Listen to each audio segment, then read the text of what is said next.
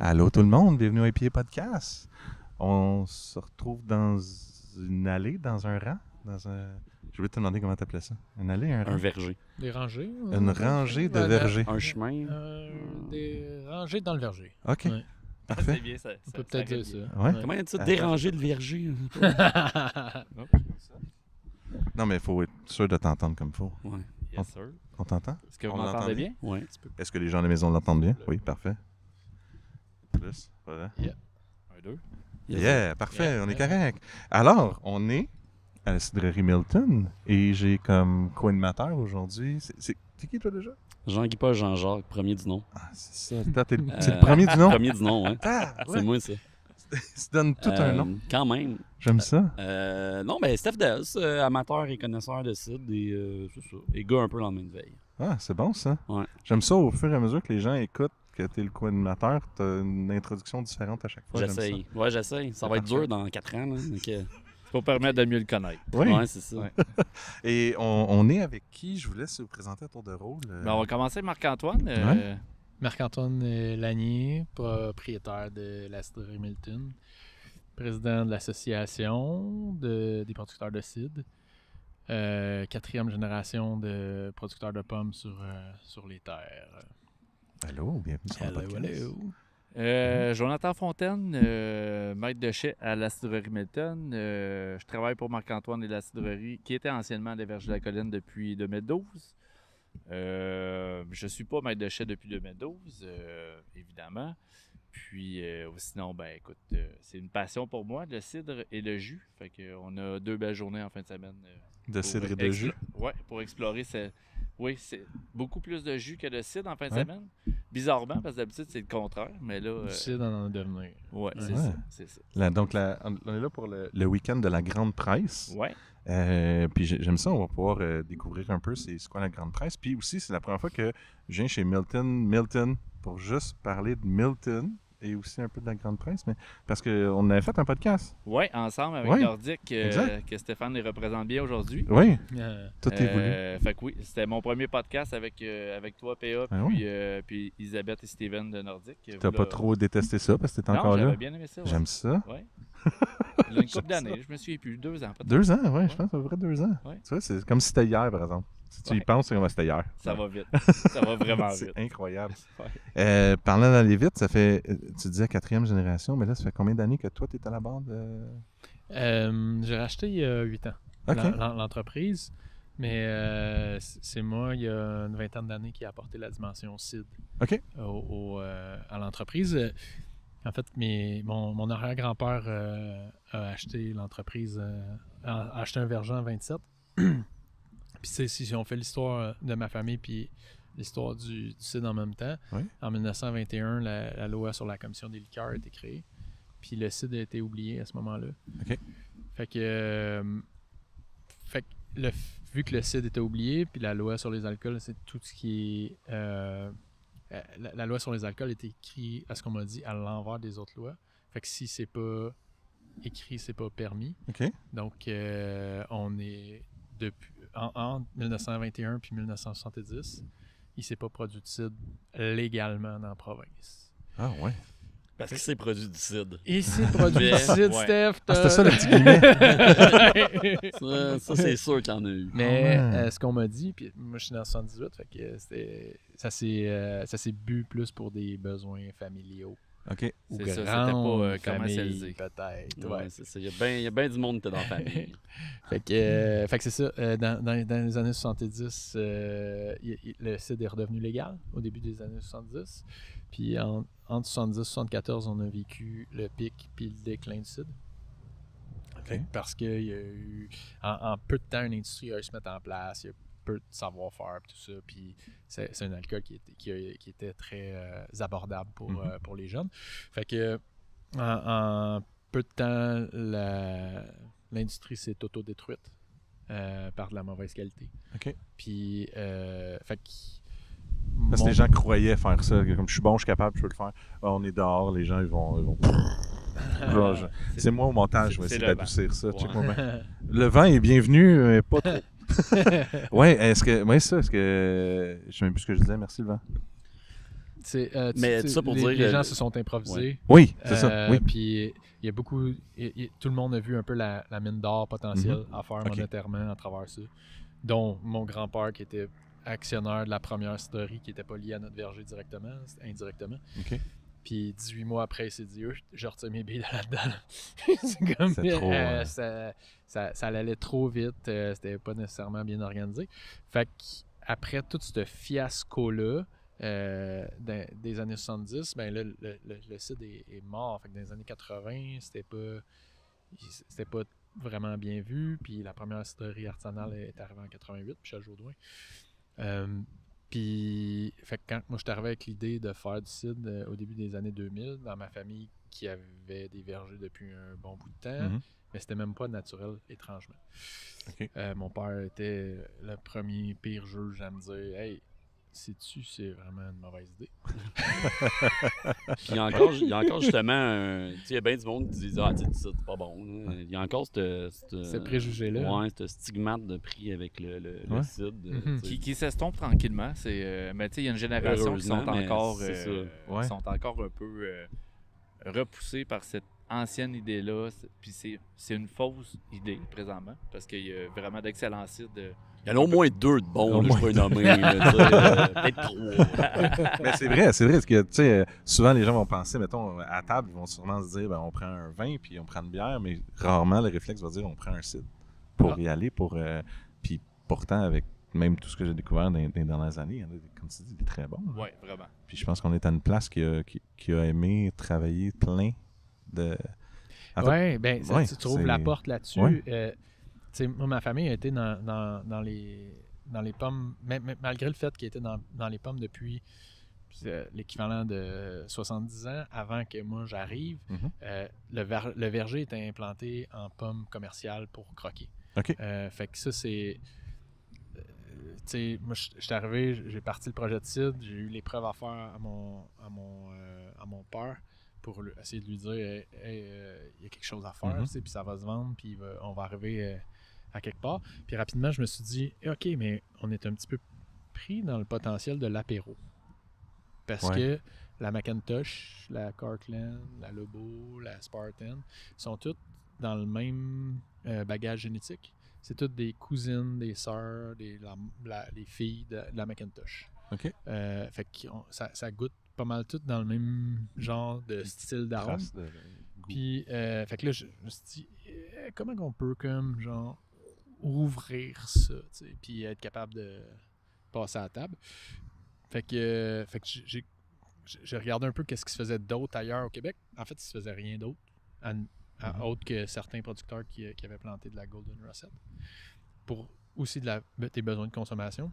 Puis elle est super le fun, cette variété-là, mais comment qu'on pouvait comme élargir encore plus tout le bagage d'arômes. Fait que j'ai comme planté une parcelle de 30 différentes variétés. OK. Juste pour essayer, voir qu'est-ce que, à travers mes voyages que j'avais fait, est-ce qu'on est capable de cultiver les mêmes genres de variétés ici sur notre climat avec un univers très rigoureux, mettons. Puis tes voyages, ça veut dire que dans tes voyages, tu avais déjà cette attention-là de dire, il faut que j'essaye des pommes d'ailleurs. Je vais goûter des pommes ailleurs, voir qu'est-ce que ça goûte, qu'est-ce qu'il y en a. Ben, on parle d'Europe plus ou... Oui, bien, en voyageant en Europe, je me suis rendu compte que le cidre passait beaucoup plus à table.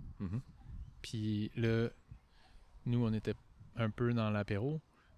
Mais là, j'ai jasé avec mes collègues, OK, c'est quoi qui se passe, c'est quoi la différence, tout ça. Puis j'ai compris que c'était les variétés.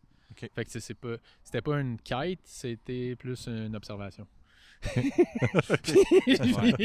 J'étais arrivé avec... là, après ça, je me suis dit, OK, comment qu'on peut aussi importer ça? Ça, c'est un autre... un autre défi. Un autre défi. Parce que j'ai comme pas moyen... on n'avait pas accès à beaucoup de matériel génétique au Canada. Ah oui, même au Canada. Puis il y a un organisme au Canada qui surveille nos frontières pour ça. Puis il veut pas qu'on en ramène.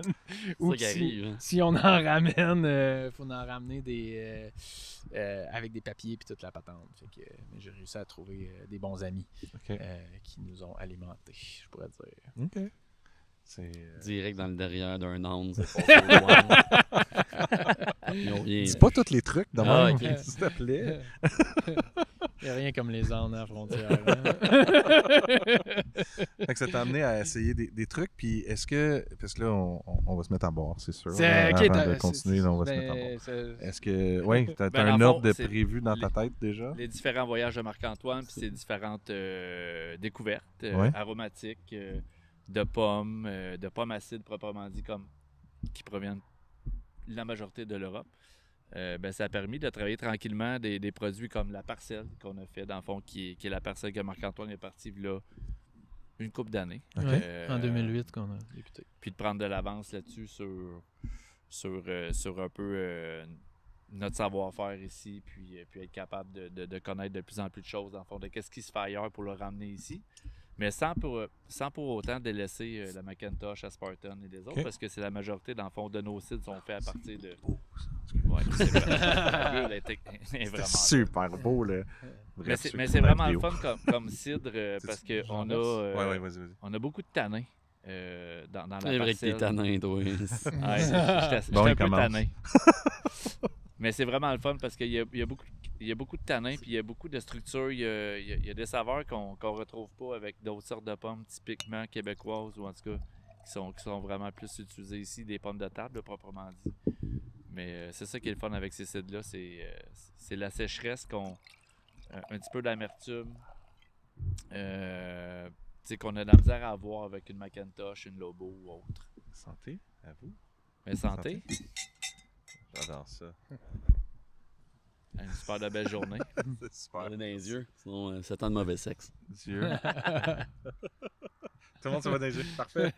Mais là, vous avez mis la parcelle sur une map. Est-ce que les gens vont savoir c'est où par cœur ou ils peuvent aller dire? Elle est vraiment identifiée à l'endroit où elle est. C'est vraiment les rues et tout. Il n'y a pas une grosse main par contre. Ouais. Ça, c'est pas, non. Une belle main. Hein? Mais pour revenir à ce que je disais dans le dernier épisode, c'est exactement la bouteille qui a toutes les sortes de pommes marquées dessus. Parce qu'on parlait de justement de savoir les pommes qu'il y a dans les sites. Puis justement, dans les IPA à cette heure, dans la bière, le monde met des houblons, puis les gens commencent à les connaître puis à rechercher ça. La même chose avec les pommes, les gens peuvent faire ah oui, cette pomme-là, j'ai déjà vu de quoi avec ça, puis commencer à les connaître. Puis celles-là, c'est toutes des pommes qu'on connaît pas, mais sont quand même toutes écrites dessus. Là, une journée comme aujourd'hui et hier, dans le cadre de la Grande Presse, on met la parcelle, dans le fond, ici, là, en démonstration pour montrer aux gens, puis en dégustation aussi pour montrer aux gens qu'est-ce qui est possible de faire avec des pommes à cidre, proprement dit. Puis là, aujourd'hui et hier, dans le fond, pour la Grande Presse, on a la Roxbury Russet, la Rainette Russet et la Rubinette. Rubinette qu'on va en parler tantôt, dans le fond, qui est une pomme qui provient de la Suisse. Qui est possible de découvrir. Puis quand les gens ils viennent chercher du jus, sont vraiment curieux de savoir qu'est-ce qu'on met dans la parcelle. Puis là, en écrivant toutes les sortes, même si c'est écrit très très petit, quand on veut vraiment le savoir, on est capable de le voir. Puis les gens ils trippent. Là. C'est vraiment cool de voir leur réaction, de savoir, écoute, c'est possible de faire des cidres comme ça. Puis pour eux, ils ont la possibilité aussi d'essayer de reproduire un petit peu ce type de cidre-là avec le jus qu'on a aujourd'hui. OK. C'est fun, ça. Puis à travers la parcelle, on a, comme Jonathan disait, sur des variétés de pommes qui ont plus de tanins, mais on est aussi sur des variétés de pommes qui ont plus de potentiel d'amertume. Parce que dans la McIntosh, on a principalement le sucre, l'acidité et des arômes qui sont disponibles. Fait que c'est pour ça que ça se place super bien avec l'apéro. Mais si on veut être capable de soutenir puis être capable de faire des pairings, là, à ce moment-là, autant les tanins que l'amertume sont importantes pour venir à côté, dans le fond, les mets. Fait que c'est ces deux saveurs-là, en quelque part, que tu as été chercher ou aider à découvrir justement pour aller se taper un peu le cidre que tout le monde voyait déjà au départ. Exact. Pour te prouver finalement à ton père. C'est ça l'idée? Pas tant. Si on y va en quelque part. Parce que là, on était rendu là dans l'histoire. Là, tu voulais prouver cette idée-là. On a Freud ici qui veut prouver à Tu son veux... père. C'était pas ça, je voulais mettre l'emphase dessus, mais la phrase est sortie de moi. Mais il fallait quand même qu'il fasse ses preuves. Parce que Michel, il était sûrement... on en a déjà jasé un petit peu, Marc-Antoine et moi, mais il était vraiment dans le doute à savoir, c'est-tu vraiment une bonne idée ou c'est une fausse bonne idée de faire du CID? Ouais. Mais c'est bien. Ce qui a aidé, bizarrement, là, mon père, le Québécois typique, ce qui a aidé à le convaincre que c'était une bonne idée, c'est les concours à l'international que je gagnais. OK. Ah oui?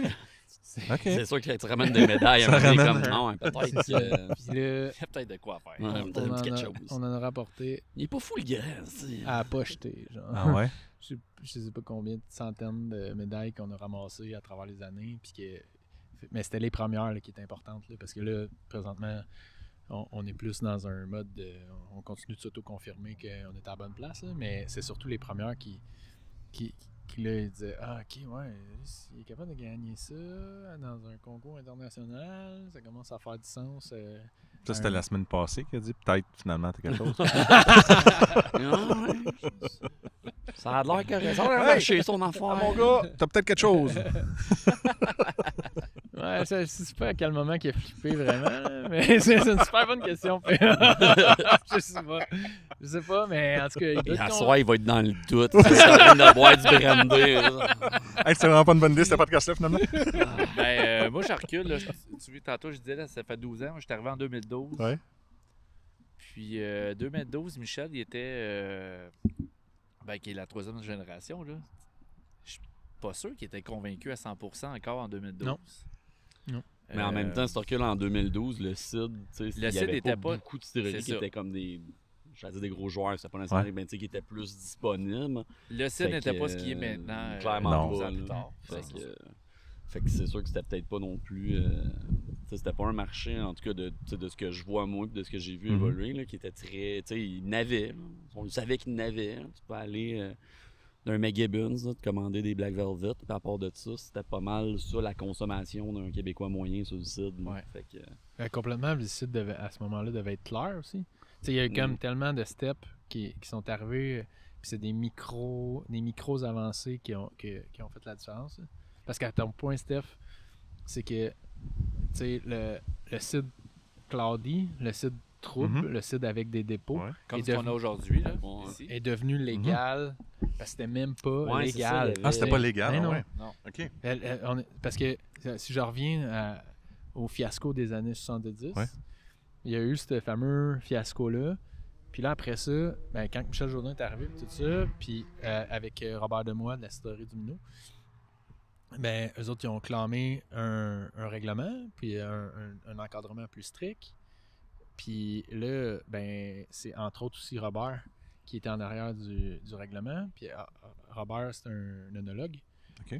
Fait qu'il t'a écrit un règlement hyper restrictif. Il a proposé un règlement hyper restrictif aux législateurs du Québec qui a fait que on a eu un des règlements les plus hot de sa planète au niveau qualitatif. Hot sur la planète au niveau qualitatif, mais aussi restreignant au niveau des coûts de production. Au coût au développement aussi. Et ça ralentit le développement, tu as bien raison. Ouais. Encore aujourd'hui ou ça a changé? Là, c'est ça. Au fil du temps, au point de Steph, qui était comme... Là, aujourd'hui, on a une nouvelle offre, mais c'est tranquillement pas vite, on a certains allègements qui arrivent sur ce règlement-là. Comment tu peux le faire alléger, mettons? C'est la demande des gens ou la pression des gouvernements? L'association est c'est l'association qui demande. A fait ces points-là. Puis comme juste pour le côté Claudie, ça a pris 4 ans, mettons. OK. On est dans une réécriture de règlement depuis 8 ans, présentement. Puis, tu sais, on espère arriver à quelque chose d'ici 2 ans. C'est très, très, très, très long. Mais c'est correct aussi parce que si on va trop vite, il risque d'avoir des je pense, des drôles de cracks dans l'industrie. Puis on ne veut pas répéter non plus ce qui s'est passé dans les années 70, exactement. Faire planter tout ce qui a été en 50 ans. Ouais. Je trouve ça fou parce que souvent, mettons, quand j'étais au birologue, je parlais bien vite. Tu sais, les gens veulent savoir un peu qu'est-ce qu'il y en a, puis tu présentes des produits, puis pourquoi il n'y a pas telle affaire. Puis souvent, j'étais comme, tu sais, dans, mettons, la bière, tu as eu tout l'événement de la prohibition, tu as eu les changements, puis je disais souvent, bien vite dit, il y a eu des règles qui ont restreint beaucoup les brasseries, puis les cidreries se sont fait avoir encore plus. Puis là, les gens étaient comme, OK, mais comment? Puis je suis comme, je ne vais pas commencer à rentrer dans tout ça parce que, à un moment donné, tu n'en finis plus. C'est pour ça que tu as ce site-là.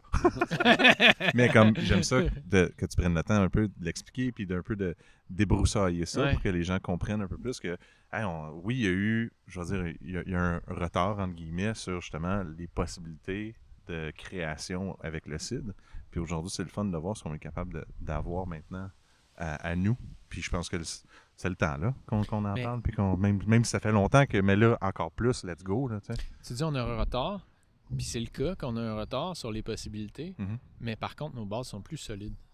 OK. Fait que ça, c'est vraiment trippant comme type. Parce que, tu sais, moi, je voyage encore beaucoup. Encore, hier, j'étais...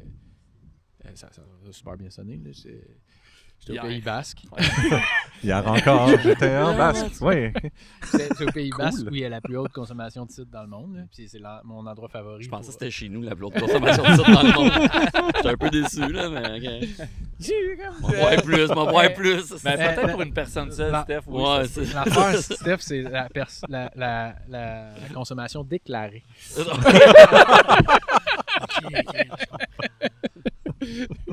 J'aime ça. Fait que c'est ça, tu sais, dans le fond, les bases sont loin d'être pareilles partout, là, tu sais, puis c'est pas... moi, une des places qui me fait le plus freaker, des fois, c'est les États-Unis, là. À peu près la moitié des producteurs de cidre avec lesquels tu jases, ils font tous venir leur jus du même presseur. OK. Qui est dans l'État de Washington. C'est une presse qui presse pour à peu près 50% des producteurs de cidre. Ah oui? Puis il n'y a pas une espèce de chat qui sait c'est quoi les variétés qu'ils achètent. OK. Ils se font shipper du jus, that's it. Nous autres, les gens, c'est... Tout le monde... on n'a même pas le droit d'acheter les pommes de notre voisin, là.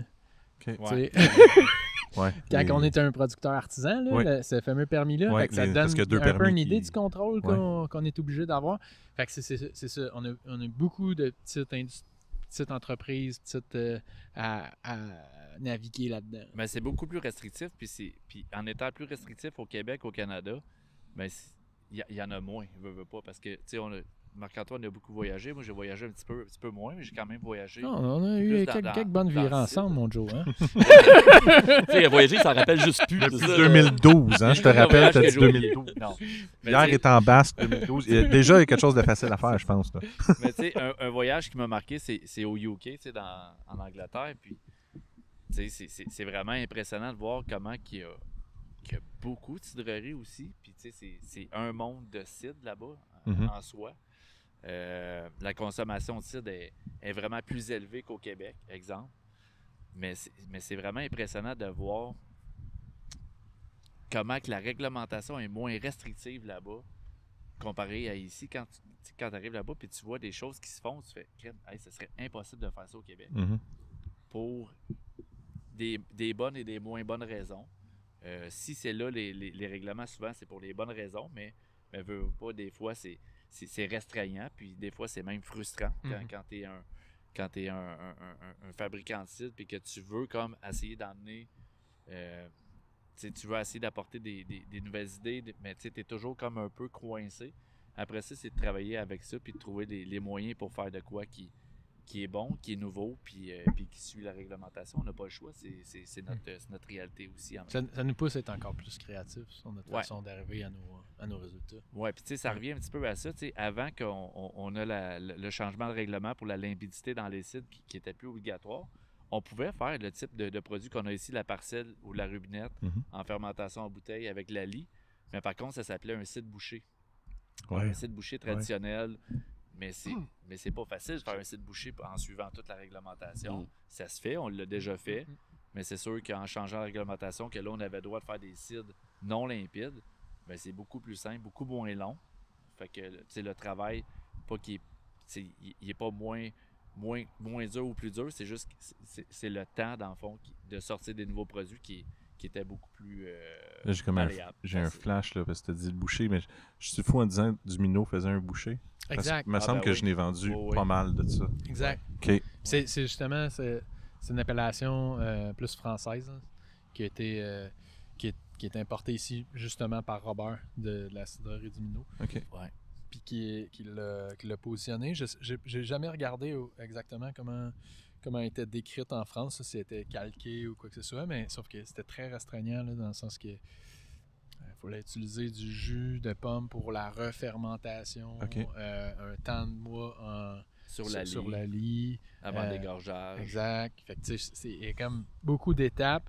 Puis il fallait avoir un taux d'anhydride carbonique, dans le fond, qui est les bulles, qui soient vraiment très précis. Puis des fois qui est tough à avoir quand tu fais une refermentation avec du jus. Fait que, c'est un peu loin dans ma mémoire, mais il n'y avait pas le 7% d'alcool et moins aussi. Exact, oui. Fait que 7% d'alcool et moins, avec la parcelle, c'est impossible. Ouais. Avec la rubinette, c'est impossible. Avec la Roxbury Recette, c'est impossible. Parce que c'est possible, juste pour clarifier le point, avec des variétés qui sont issues de la Macintosh ou près de ça, parce que le sucre est plus bas. Okay. Mais toutes les nouvelles variétés qu'on a introduites, qui arrivent d'ailleurs dans le monde, titrent souvent plus élevés en pourcentage d'alcool. C'est 8,5.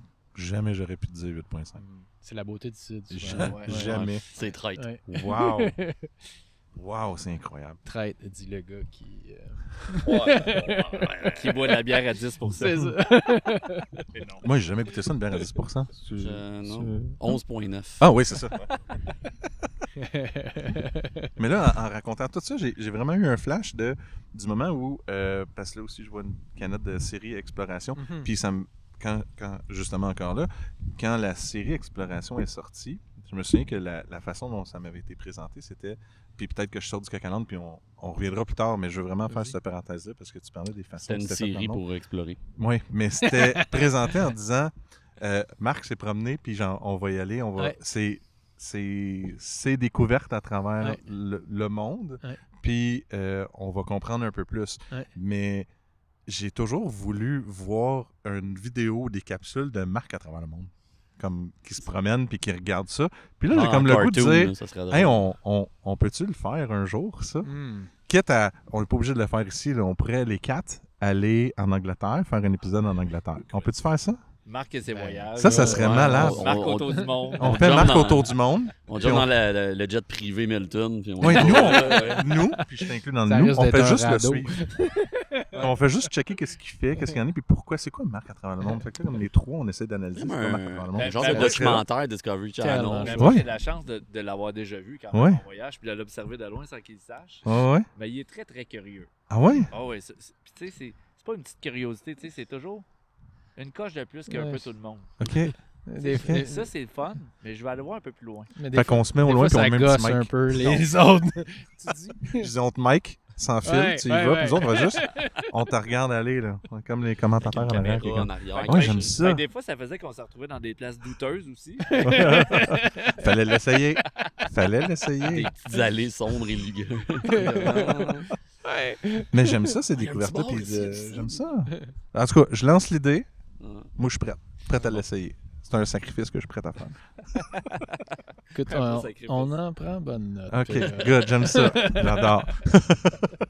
En mode Vox Pop, ça se fait. Il y a toujours des façons de faire le fun. Je suis pas obligé d'avoir tout l'équipement. Mais j'aime bien. Mais non, mais écoute, ça commence super bien. Parler du lot, parler de... Tu sais, puis comme tu disais, c'est le fun d'avoir toutes les pommes. Toutes les pommes sont là. Je l'avais fait dans une vidéo en un souffle, toutes les lire. Yes, bon. Ça a pris 3 takes. Pourquoi je suis même pas surpris que tu aies essayé de faire ça? Avec cette idée-là. D'après moi, Steph, tu dois avoir un petit air en plus découragé quand même. Non, mais tu sais, je chiale tout le temps en plus qu'ils sont pas marqués, sont marqués. Je suis comme là, ils sont marqués, mais tu sais, j'ai pas le choix de les lire. Là, ils sont marqués. C'est juste, j'aurais voulu que ça soit pas comme 43, mais. C'est ça. Tout est comme trop. Ouais. Le sport. Puis rendu là, en toute transparence, la 43e, en fait, la dernière, on la sent plus ou moins, mais sauf qu'on trouve ça quand même important d'avoir comme la transparence, d'expliquer un peu ce qu'il y en est, puis c'est un peu, tu sais, moi je pense que c'est des...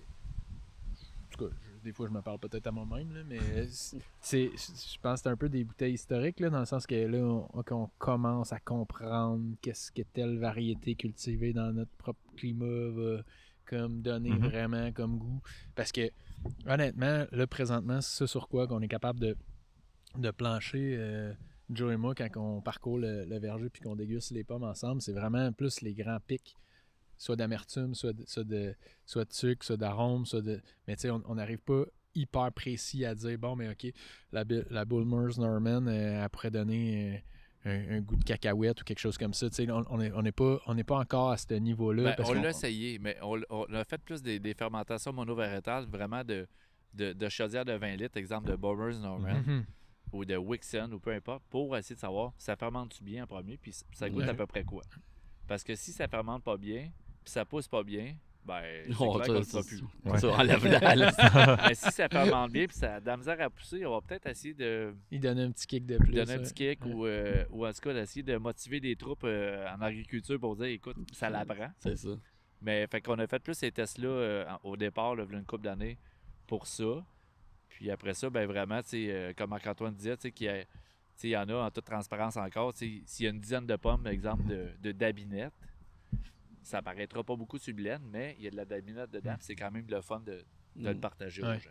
Puis je disais ça dans le sens plus, je sens qu'on touche à la pointe de l'iceberg présentement. Ouais. On n'est pas comme encore en plein contrôle puis en pleine compréhension de tout ce que ces belles variétés-là peuvent apporter en toute transparence. Oui, on n'a pas l'expérience non plus des gens UK, exemple, qui font pousser de la dabinette à gros volume, puis qui savent parfaitement qu'est-ce qu'il y a depuis des centaines d'années. Ouais, exact. J'imagine que c'est ça, la fermentation au niveau du temps aussi, de savoir comment elle goûte là, mais comment est-ce qu'au fil des temps embouteillés, qu'est-ce qu'elle amène, puis es-tu plus, es-tu moins, j'imagine que chaque pomme amène son... La seule qu'on a vraiment... Puis c'est un peu la raison pour laquelle on l'a apporté, là, mais la seule avec laquelle on a plus d'historique, on l'a vu plus aller, qu'on l'a fermenté plus en gros volume, puis qu'on l'a cultivé aussi pas mal depuis plus longtemps dans le verger à grande échelle, c'est Rubinette. Okay. Puis là, à ton point, on a laissé des bouteilles aller dans le temps. Puis voir comment, est-ce qu'il va être capable de bien vieillir, est-ce qu'il va être robuste. Puis là, on s'est rendu compte que wow! Il y a une belle dimension à cette variété-là. On a un bon climat pour la produire. On a un savoir-faire qui fit avec qu'est-ce que la variété est capable de nous donner. Puis elle gagne vraiment à vieillir aussi. Exactement. Okay. Fait que, je sais pas, on en parle, peut-être que ça vous donne le goût de... C'est sûr. En fait, on a aussi apporté... on a apporté la pomme, le jus et le cidre pour que vous puissiez comme vous mettre un peu tout ça en bouche. Dans toutes ses formes. Il y a même de la fumée aussi de ça. Là, juste la bouteille. En fait, moi, j'ai pris ma dernière gorgée il n'y a pas si longtemps, puis je trouvais déjà qu'entre la première gorgée et la dernière que j'ai eue, il y avait déjà une évolution gustative qui se passait. Puis je trouvais ça le fun d'avoir cette... Je ramène mon statement que je dis souvent, mais tu sais, le cidre, tu peux boire ça tempéré, puis c'est bon. T'es pas obligé de mettre ça au frigidaire jusqu'à temps que les montagnes soient bleues dessus. Oui, mais j'ai aimé ça le découvrir comme j'aime découvrir un stout. Tu sais, souvent, je vais le prendre, tu le sors du frigidaire, c'est le fun, tu le laisses là, puis je disais tout le temps aux gens de attendre une demi-heure, attendre 45 minutes, attendre une heure, puis tu vas voir, ça évolue au niveau de la... Mais je trouvais ça le fun de le voir comme ça. Ça évolue vraiment bien, puis en dégustation, exemple, c'est un 20 onces. Mais ton début de 20 onces, avec la fin de ton 20 onces, comme une bière ne goûtera pas pareil. Puis c'est ça qui est le fun avec les cidres aussi. C'est vraiment cool, ça. Puis la signature chez Milton, on fait pas tant... On fait un certain effort d'oxydoréduction, là, dans le sens que de minimiser le contact avec l'oxygène. Mais on s'en rend compte dans notre cidre original. Là. Moi, à chaque fois que je bois un cidre original, c'est toujours la dernière gorgée de la canette qui est la meilleure. Puis souvent, c'est dû, entre autres, à ce que tu dis, Steph, la température, mais il y a aussi, à mon sens, le côté de contact avec l'oxygène. Parce qu'il y a quand même des antioxydants aussi dans la pomme, là, qui fait que ça limite puis ça ferme les arômes. Mais le fait que ça tempère puis que ça brasse puis que ça respire, dans le fond, ça augmente l'expérience. En fait. Puis, je peux pas te dire à 100% que ça arrive avec la parcelle, là, avec tout ça, mais clairement, avec le reste de nos autres cidres qui sont faits vraiment très fresh. C'est vraiment notre souci. Là.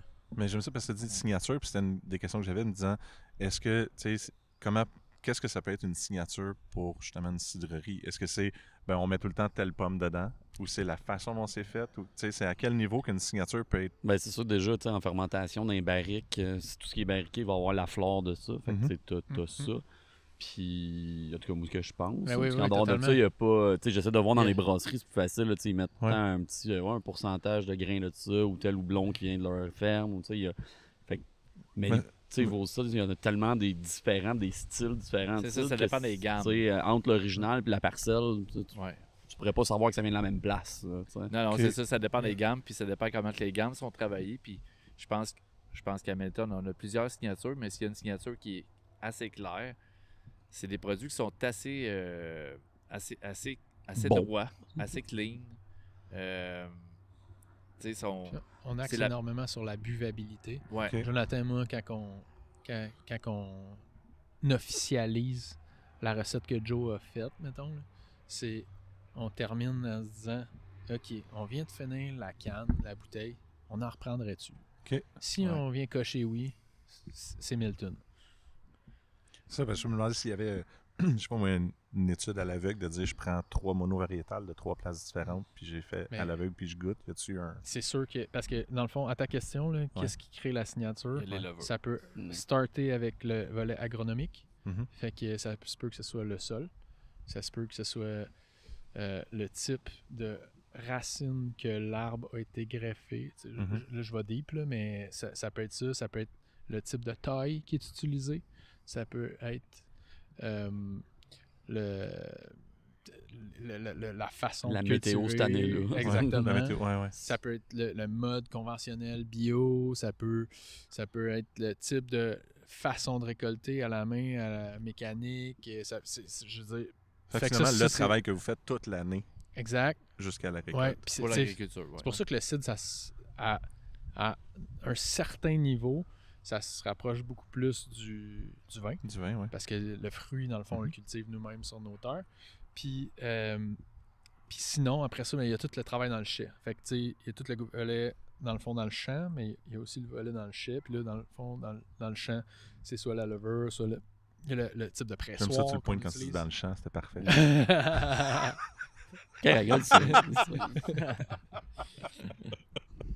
C'était facile, le fait que je le dise. Je dis ça, moi, là. Parce qu'on t'aime. C'est comme un fou ou comme un souffre-douleur. Je sais pas, entre les deux. On va faire un podcast avec la petite cave, là. C'est ça que tu disais, toi, fois, je t'arrête dans ça. Excuse-moi. Oui, c'est parfait. Puis là, dans le chai, ça peut être la température de fermentation. Nous autres, c'est super contrôlé, notre affaire. Le type de levure qu'on utilise. Chez Milton, on utilise principalement des levures à vin blanc. Notre type de pressoir, c'est un pressoir à bande. Fait que là, ça crée un type d'extraction. Ça va jusqu'à un certain niveau.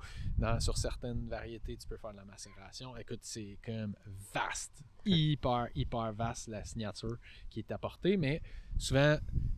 Les outils de constance de signature sont plus liés au volet agronomique, puis les outils qui sont utilisés.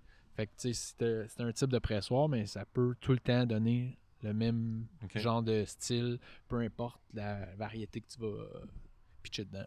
OK. Puis à travers tout ça, les restrictions gouvernementales et autres. Ouais, ça arrive comme un dôme par-dessus dernier lieu. C'est comme un dôme par-dessus toutes tes possibilités. Ça arrive en dernier lieu, mais ils sont toujours là. Ouais. Mais moi, tu auras tout essayé. Ouais, c'est ça. OK, je comprends. Puis là, OK, l'ordre de la rubinette, c'est ça? On était là. Exact. Fait qu'on croque, on boit, on boit. Ben, je sais pas, ça se tente de le voir même? Je pense que oui, moi. C'est ça? Oui, on va regarder les arômes. Puis, tu sais, en fermentant, c'est sûr que au produit final, les arômes évoluent. Un cidre, ça évolue. Ça fait quand même un petit bout. Ça a été embouteillé. Ça fait 2 ans. Avril 2023. Ça veut dire que c'est la récolte 2022 ici qu'on a. Tu savais de même? Ben, à peu près. Là. Tu connais ça un peu des fois. Une fois de même. Puis... Peut-être de la cave, là, mais... Fait que c'est le fun parce que c'est un cidre qui a vieilli sur sa lie, sur sa levure. Ce qui peut être assez différent qu'un embouteillage qui a été fait hier de Rubinette, par exemple. Ben, qui va être assurément différent. Mais Comment ça, tu sais qu'il n'y en avait pas eu l'année passée, mettons? Il y en a-tu l'année passée? Ben, elle serait pas sortie s'il y en avait fait un l'année passée. C'est ça. Je pose la question. Il y en a eu l'année passée. Là, présentement, il doit être en vrac dans notre frigo, en haut, puis en attente d'embouteillage. OK. On croque-tu là-dedans? Ça, on fait? Ben oui. Fait que là, il faut craquer là-dedans. Ouais. Est-ce que vous avez déjà croqué là-dedans? On la connaît pas mal. Ouais. Travailler un peu avec, là. Ça fait une coupe de rubinettes que je croque en fin de semaine. Je sais. Fait que vraiment, quand tu regardes la pomme, tu sais, en fait, moi, je vais aux pommes. Moi, je suis vraiment de base. Je vais aux pommes. C'est quand même cool, là. Moi, je suis encore celui que... Bitch, moi, je suis celui que t'es comme... T'as besoin de répéter 15 fois, prends celle-là pour faire une tarte. Tu sais, là, puis prends celle-là pour la manger. Je suis de même. Sinon, à l'épicerie, je serais comme, ben, je vais prendre celui-là. Tu sais, genre, je parle pas de la pomme, mais comme le sac. Comme ça, je vais prendre celui-là. Je suis pas difficile sans la pomme, mais je pense pas. Une super de belle pomme à croquer aussi. Ouais. Oui pour le cidre, oui pour le jus. Mais en Suisse, c'est vendu pour la pomme à croquer, en fait. Oh my God. C'est même pas une pomme qui est cultivée spécifiquement pour le cidre. C'est juste que c'est un guess. J'ai jasé avec un pépiniériste, un monsieur Burboom qui est même plus en affaires aujourd'hui, puis avec lequel j'étais à la recherche d'arômes, genre un peu explosifs, puis fous. Puis il me disait qu'il avait accès à cette variété-là, puis que sa tenue était super bonne, puis qu'elle était ferme, puis que là, je me suis dit, écoute, je veux l'essayer dans notre verger. Là. Mais ouais, c'est assez versatile. Tenue sur l'arbre. Tenue sur l'arbre. La fermeté, dans le fond, c'est comment elle est croquante. Ouais. Puis la tenue sur l'arbre, ça veut dire qu'elle n'est pas portée à tomber. Parce qu'idéalement, tu sais, un des problèmes qu'on a dans la province, c'est que c'est la Macintosh, elle tombe vite. Puis, fait que ça complexifie la récolte un petit peu. OK. Parce que idéalement, tu veux une pomme qui reste dans l'arbre quand même une certaine période, puis tu veux idéalement aussi avoir, là, ça devient plus technique là, nous autres pour notre gestion, là, mais on veut étirer la récolte. Parce que si, admettons qu'on a récolté la Macintosh, idéalement, il faudrait la récolter toute dans à peu près 10 jours. Mais, tu sais, nous, avec les ancrages qu'on a, mettons, tu fais venir, je sais pas, 70 personnes pour 10 jours, ça fonctionne pas. Idéalement, il faut faire venir moins de personnes plus longtemps. Fait que c'est un peu l'esprit que j'avais en arrière de ça, à me dire comment qu'on peut, puis elle, on la récolte plus tard, puis elle tient en plus dans l'arbre, fait qu'on a plus de marge de manœuvre au niveau de la récolte. Un peu comme les Russet aussi. Exact. Les Russet, c'est... Mais plus petite, est-ce qu'il y en a plus qui poussent dedans l'arbre ou non? Oui, il est très... Cet arbre-là se donne pour sa pomme. Ça va être fun de croquer dans un podcast. Mais Steph, t'es pas obligé de toute la manger. Oh mon Dieu, je t'en mange. Steph fait même ses pépins. Là. Ouais, ça, j'allais dire, pour ou contre manger la pomme au complet? Un peu de cyanure, c'est pas grave. Moi, j'adore. J'adore manger la pomme au complet. Mon père mangeait la pomme au complet. Puis, tu sais, oui, on parle de cyanure dans les pépins, mais ça en prend. Ouais, c'est ça. Faut vraiment que t'en manges beaucoup. Puis non, il n'y aura pas un arbre qui va te pousser dans l'estomac. Non, mais en fait, c'est parce que moi, c'est faux, ça. Moi, j'en mange tout le temps. C'est faux, ça. C'est faux. Pourtant, ça fait des années, je pense que j'ai un arbre qui me pose. Non. Jusqu'à date, j'avoue que c'est très bon, cette pomme-là. Ça, c'est très, très vrai. Ou très, très pas vrai. Très, très vrai que c'est bon. Ouais. J'aime ça comment vous nous regardez manger une pomme. Ouais. Malade. Bienvenue sur Regardez-nous manger une pomme. Ici, on a juste ce segment-là en loupe. Ici, on a le jus. Puis, à l'odeur, le jus... la couleur. On est vraiment sur le fruit jaune.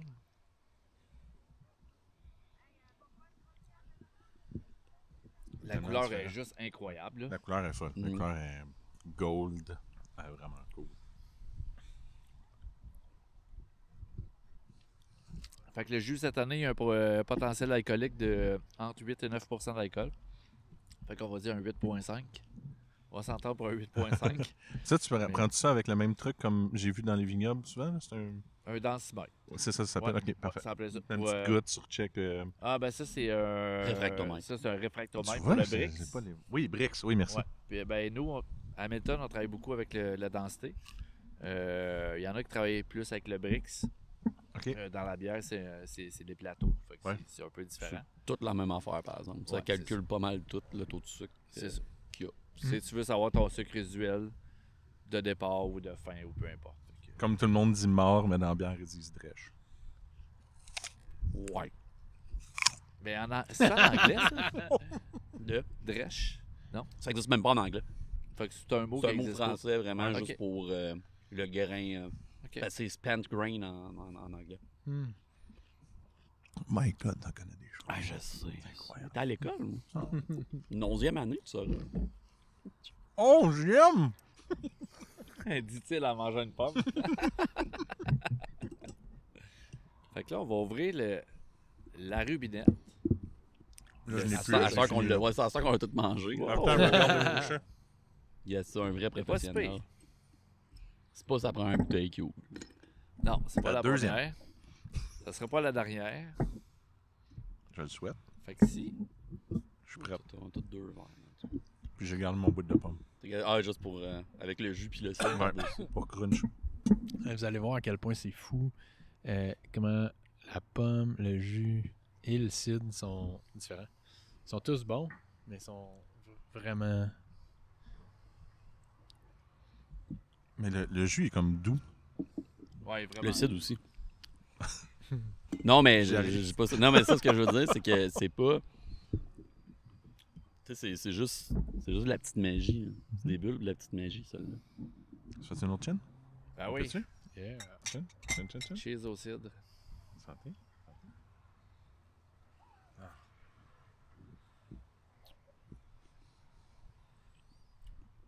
Ça, c'est peintable. Ça, là. Avec le petit bout de pomme dans le Avec le petit bout, c'est pas piqué des verres. Ouais. Fait que tu sais, il y a une belle acidité, mais l'acidité est pas. Est vraiment, est loin d'être achalante. Là, elle est Oh my très, God, avec la pomme. Excuse. Non, mais ça doit être bon. C'est une expérience que j'ai jamais fait en plus. Il va falloir qu'on Ça, se ça, fasse. il en reste. Ouais, mais là, j'avais amené de la Roxbury La raspberry. pour Ah, la suite. Excuse, je l'ai tout Ah. mangé. Alors, c'est parfait. Je manquais de main pour toutes les apporter. Je pense qu'il va y avoir d'autres occasions de l'essayer. ça va tu sais. aller. Faut que tu le fasses, c'est vraiment le fun. Ouais, Ouais. j'imagine. Cruncher avec le. Ouais, c'était le fun. Faites-le tous. On va faire ça, ça va servir les cidres avec juste comme une petite slice de pomme Ouais. sur le verre, comme une petite lime. Ça, c'est hot. Ah, c'est vrai. Tu sais, comme un petit cocktail. Genre. Ouais. Apple Teeny, mais Voilà. avec cidre, vodka. On vient de créer quelque chose. Très bon flash. C'est pour ça qu'on est là. C'est pour ça qu'on est là. Et voilà. La petite bulle, ça. Ouais. Ok, excusez. Ça fait digérer. Ouais, elle est bien bullée, ça. C'est une belle expérience. Merci, là. C'est le fun. J'adore. Mais oui, le nez change au tout, là. Tout pour le tout. C'est pas un film, ça. Le tout pour le tout. Oui. Merci de l'avoir rappelé. T'as eu l'image à la tête. Je sais que tu t'ennuyais de ce film-là. Ouais. Ah ouais, bring it on. Wow. Ah, j'aime ça. Hey, je sais plus quoi dire tellement que c'est le fun de faire ça. Mais en fait, je pense qu'on a l'expérience de à quel point on est... Oui, on peut boire ça à l'apéro, là. Ouais. Mais là, ça rouvre un monde d'accords potentiels parce que, tu Il manque un blend. sais, le 9% vient supporter plus. Ouais. 9%? Ouais. puis aussi le tanin là, qui est là en background puis qui vient comme supporter. Même là, il y a le côté salin aussi avec lequel on peut aller s'amuser. Les agrumes. Fait que, On voit que c'est chaleureux aussi en bouche. Là, Ouais. c'est... Quand Mais- tu mets une petite goutte de ça avec ça, c'est bon aussi. Mais ça veut dire que t'aimerais mieux peut-être un cidre avec un peu de sucre résiduel. Parce que Moi, tu moi, mélanges je le suis cidre de sec même. avec Moi, la c'est. pomme, le cidre avec le jus. Bébé à sucre. Ah ouais. Feu glace, amène-moi ça. Ouais. Ah ouais, ok. Ah ouais. Moi, je suis là. Mais Mais on c'est est- moi, je sais que je suis comme ça. C'est. Ouais. Bébé à sucre. Mais là, Ah on est ouais. à l'extrême. là, on a plus amené des sites pour Steph. là. C'est correct. Ouais, Non, mais j'aime ça aussi. C'est juste. J'avais c'était fait un choix site à de faire. feu chez nous, puis je l'ai fait dry. Fait que, tu sais, Ah ouais, vraiment? c'est comme pas un site de feu, là, mais j'étais comme, ça goûte la tarte aux pommes, mais sec. C'est quoi une T'as tarte aux réussi à pommes, ça? fermenter tous les sucres ou il te reste... Ouais, j'avais mis de la levure à champagne. Mais tu sais, je devais être à 14% d'alcool à peu près. Ok. Fait qu'il a fini dry, mais tu sais, je l'avais fait bouillir sur le feu dehors, Mhm. puis j'ai juste laissé ça un bout, fait fermenter ça. Ça finit sec, mais ça arrache. Là, tu sais. Fait que là, je le fais goûter à du monde, ils sont comme ouais, c'est pas très bon. Je dis c'est malade cette affaire-là. OK. Ouais, c'est ça. Fait que mes Ok. goûts sont. Non, mais c'est Sont quand ailleurs. même, t'essaies des affaires chez vous, puis ça... Mais c'est parce que, tu sais, j'en ai bu, là, tu sais, puis du cidre de glace, tu sais, c'est bon, c'est un beau produit, tout, mais c'est pas pour moi. Fait que, tu sais, j'en fais pas de vidéo de ça, parce que Bon, ouais, non. c'est ça, c'est bon, c'est un beau produit, tu sais, ça vient d'ici, puis j'aimerais ça le promouvoir, puis dire que j'aime ça, mais T'en mets jamais dans tes décides? j'ai eu un cidre de glace en 7 Ah ben, ans. ça doit changer cette année, là. Je te le dis tout de suite. Ben, surtout pour Noël. Ouais, c'est surtout que le mardi soir, quand tu bois, ça te tente pas d'ouvrir une bouteille à comme 15-20. Ben, si je pourrais aller chez vous un mardi soir, il y a des chances que Ah! tu à un 15-20. J'en ai en plus qui traînent dans le fond du frigidaire. Le monde m'achète ça, je sais Bon. pas pourquoi. Voilà. Allô? Je vais te servir à quelque chose dans ta Mais vie, ouais, finalement. non, mais je sais qu'il faut que j'en fasse ça. C'est juste, c'est ça, c'est moi. Mais j'essaie aussi de faire des trucs qui sont pas juste pour moi. là. C'est pour ça que j'ai encore des canettes de cidre J'aime ton- d'épicerie. Puis, tu sais, il faut promouvoir pour tout le monde. Fait qu'il faut inclure Ah. tout. Parlant de promouvoir, puis amener ton cidre chez vous, puis venir chercher du jus de pomme. À la grande presse. Oui. Qu'on est Parlant de présentement. ça, qu'est-ce que la grande presse pour les gens qui savent pas c'est quoi? Puis, tu sais, les gens qui m'ont dit que je passais toute la fin de semaine à goûter Dans du la cidre. presse. Ouais. Puis c'est comme, mais c'est parce qu'il y a plein d'événements en bière, puis là, comment ça, tu t'en vas comme voir de la pomme? C'est quoi cette affaire-là? Fait que c'est quoi la grande presse? Moi qui étais, mettons je connais rien de ça, là. Ben, tu connais rien de ça, premièrement. Chut. La- Il y a une chance que je t'aime. Mais c'est... Tu sais, j'ai eu Par où commencer? J'aime ça, là. Fait que Je m'en allais à Saint-Place en même temps. C'est ça. Hey, on peut toutes les faire prendre en une. au montage, on programme meilleur. C'est pas une one take. Ouais. Ouais, la grande presse, ça vient du fait que quand tu fais ton cidre chez toi, là, Ouais. l'opération que personne ne veut refaire la deuxième année, c'est de presser ses pommes. Parce que c'est tellement chiant. Ok. Genre, c'est dégueulasse. Ça cochonne tout. C'est painful. Ça coûte cher à acheter un petit équipement pour si peu de rendement. Puis, Parce tu sais, qu'on s'entend qu'avec un juicer, juicer tes pommes pour faire une batch Ah, de là, valeur, oublie là, ça, c'est tu un finis hostie plus. projet. c'est Ben ça, ouais, t'en ben ouais. as pour... Puis j'ai scrappé un juicer en faisant ça. Ok, fait que tu Fait parles par Ah, exemple. ouais, ouais, non, je refais plus jamais ça. Moi, Ok. j'achète du jus à ce temps. Exact. C'est Fait fini. que, tu sais, on se faisait demander sur année par des gens comme les ateliers de vin ou des endroits où ils font leur vin maison. Y a-t-il possibilité comme d'acheter du jus, tu sais, puis là, Joe puis moi, on se ramasse au Massachusetts. Il y a comme Il va pas assez souvent. Il y a un nickname de Massachusetts. Ben, le masse, c'est. Moi, non. Moi, tu me dis Mass. Non? Moi, j'ai un Stein puis un Mass. Ah, mais en tout cas, c'est mais- encore dans l'ambiance. On n'a pas le même Mass. mais il y a une belle communauté de producteurs de cidre, fait que Ok. c'est le genre de spot où on va. tu sais. Ok, cool. Fait que, puis qui est pas loin aussi, là, tu sais, c'est à 5 heures de route là, d'ici de la cidrerie, fait que ça se fait quand même super bien. On se ramasse là, puis là, on voit ça, comme il y a un événement en novembre où toute la communauté de Boston se ramasse dans une cidrerie à l'ouest du Massachusetts, puis au nord du Massachusetts. Massachusetts. Ouais. C'est pour ça qu'on dit masse. Ouais. Ça- C'est dur à dire. Ok, tu peux continuer à dire Puis- Mass. Tout est- ouais, je l'ai ça- compris. là, je suis légitimisé. Tout est beau. Fait que c'est ça. Là, moi, je suis dans une espèce de quête de dire, OK, comment on arrive à parler de cidre? Parce que, dans le fond, on a un défi avec le cidre, c'est qu'il s'en consomme pas beaucoup par année par habitant. Puis pourquoi? Parce que les gens ne le connaissent pas. Ouais. Fait que comment qu'on fait pour mieux faire connaître le cidre? Puis, moi, en parallèle de ça, je regardais un peu qu'est-ce qui se faisait avec les brasseurs amateurs. Puis je trouvais ça vraiment cool sur toute cette communauté-là. Puis ce niveau de geekness-là qui tire vers le haut toute l'industrie au complet. Puis on en avait très peu dans le cidre. Fait que je me suis dit, comment qu'on peut faire pour disponibiliser ça puis rendre ça accessible à tous? Fait qu'on s'est dit, les producteurs de cidre ensemble, on crée la grande presse. Ok. Fait que l'objectif, c'est de faire venir les gens, un peu comme il se fait justement au MAS, faire venir les gens de la ville en campagne, faire comprendre un peu ce qui se passe dans les cidreries. Mais en plus de ça, leur donner la chance de pouvoir partir avec du jus, puis retourner chez eux, puis en faire, puis comprendre mieux les défis qu'on a à travers ça, mieux apprécier, le démocratiser, ça lui coûte bien moins cher. Toute cette espèce de dynamique-là. Puis moi, je me disais même, ultimement, puis ça c'était dans ma vision, mes rêves, être capable de éventuellement recruter des gens qui font leur CID eux-mêmes chez eux dans notre équipe qui est toujours en train de grandir. Okay. Fait que, justement, ça, tu es comme dans les brasseries, souvent ils cherchent un brasseur, ils cherchent du monde, mais tu sais, t'es homebrewer depuis tant de temps, tu connais, tu as déjà travaillé, là, c'est sûr. Tu connais les méthodes de nettoyage, tu connais un peu comment faire. Ça a une valeur. C'est ça, c'est des aptitudes que tu as besoin. Sinon, ben, oui, il faut que tu entraînes quand même une personne, mais tu pars déjà sur quelque chose. Tu as déjà comme. Tu sais, c'est quoi le côté painful de ça, là? Puis, tu sais, juste pour vous faire le meilleur exemple, tu sais, à travers la province, on n'a pas de. Il n'y a pas de formation pour une école pour le site ou quoi que ce soit.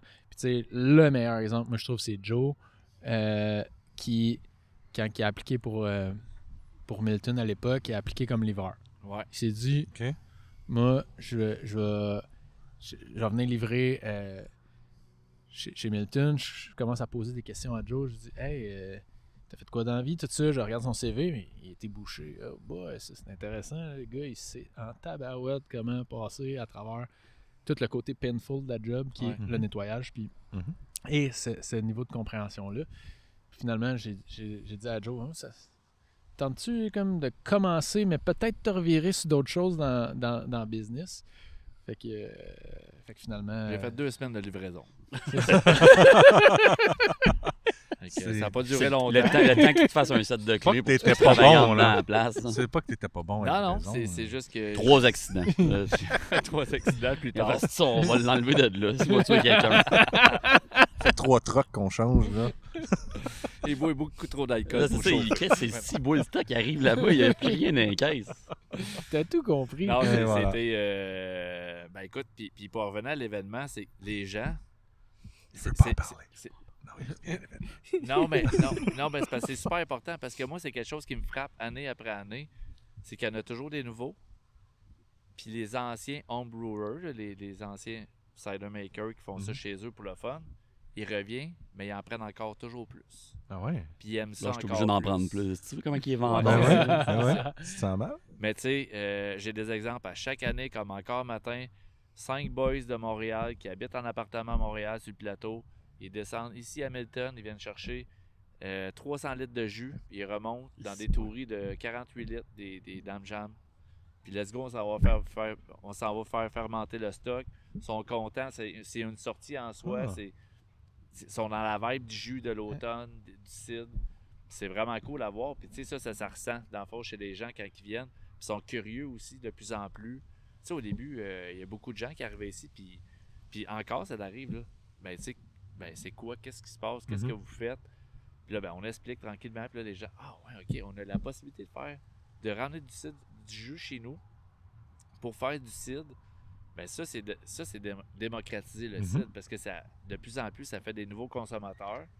Les gens, c'est dur de manquer une fermentation. Tu sais, les gens, souvent, ils ont peur, mais moi, je leur dis, tu sais, fais juste t'amuser. Amuse-toi. Tu sais, le jus, il est super beau. Il est super bon. Mets de la levure là-dedans. Puis regarde qu'est-ce que ça fait. T'es même pas obligé de mettre de la levure des fois. Aussi. Tu peux y aller spontané. Puis... Je veux dire, s'ils sont pas capables, ils vont juste respecter le travail que tu fais à long. Mais ça a l'air que c'est facile. Non, en fait, on élimine... À gros volume, c'est plus... Je veux dire, c'est c'est un autre.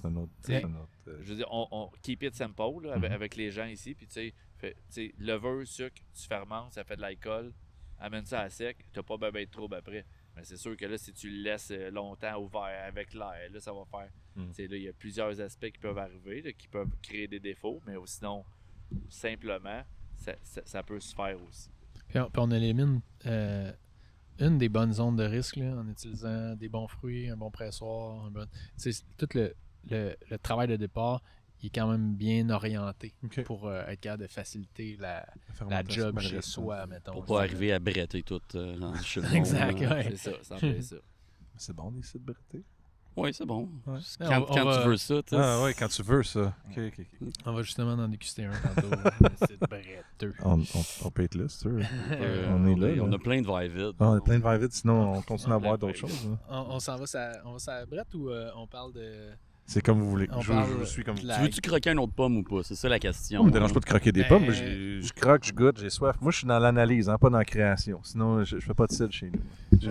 Tu devrais essayer, c'est super facile, justement. Non, j'ai trop de montage. Tu prends juste un cruchon de jus de pomme comme ça, puis tu l'oublies dans ton frigidaire, et voilà. T'as du cidre lagarisé. Il y a pas mal d'affaires oubliées dans mon frigidaire. Faut juste qu'une fois de temps en temps, tu ouvres le bouchon, tu le refermes. C'est correct. Ça, c'est déjà trop compliqué pour moi. J'oublierais aussi de le faire. Pour être sûr que ça fasse pas des petites bombes. Je pense que ça fait 4 mois j'en ai un dans le fond du frigidaire. Je suis juste en train de burper. Mais là, on a commencé à avoir hâte que je l'enlève, mais je pense que je vais le goûter à soir, voir où il est rendu. Non, tu me le diras. Ouais, je vais t'envoyer une photo s'il te plaît. Mon truc bien gonflé. C'est beau, ça. Roxbury Rosette. Roxbury Rosette. Ouais, c'est une des variétés, entre autres, que... Elle a un nom composé? En fait, Rosette, c'est un symptôme. OK. Fait que... J'ai hâte d'y goûter. C'est un genre de petit symptôme. Tu voudras même pas entendre c'est quoi le symptôme, c'est des vergetures. Ah ouais? Ouais. Ah ouais. C'est lettre un peu comme... C'est pour ça que ça s'appelle un verger, c'est à cause des vergetures. Il y en a partout! C'est alentour de nous! L'affaire, c'est que la pleure a grossi moins vite que la chair. OK. Fait que ça crée des micro-vergetures. Puis vous le voyez là, sur la pleure, il n'y en a pas partout. Mm-hmm. Il y en a juste à certains endroits.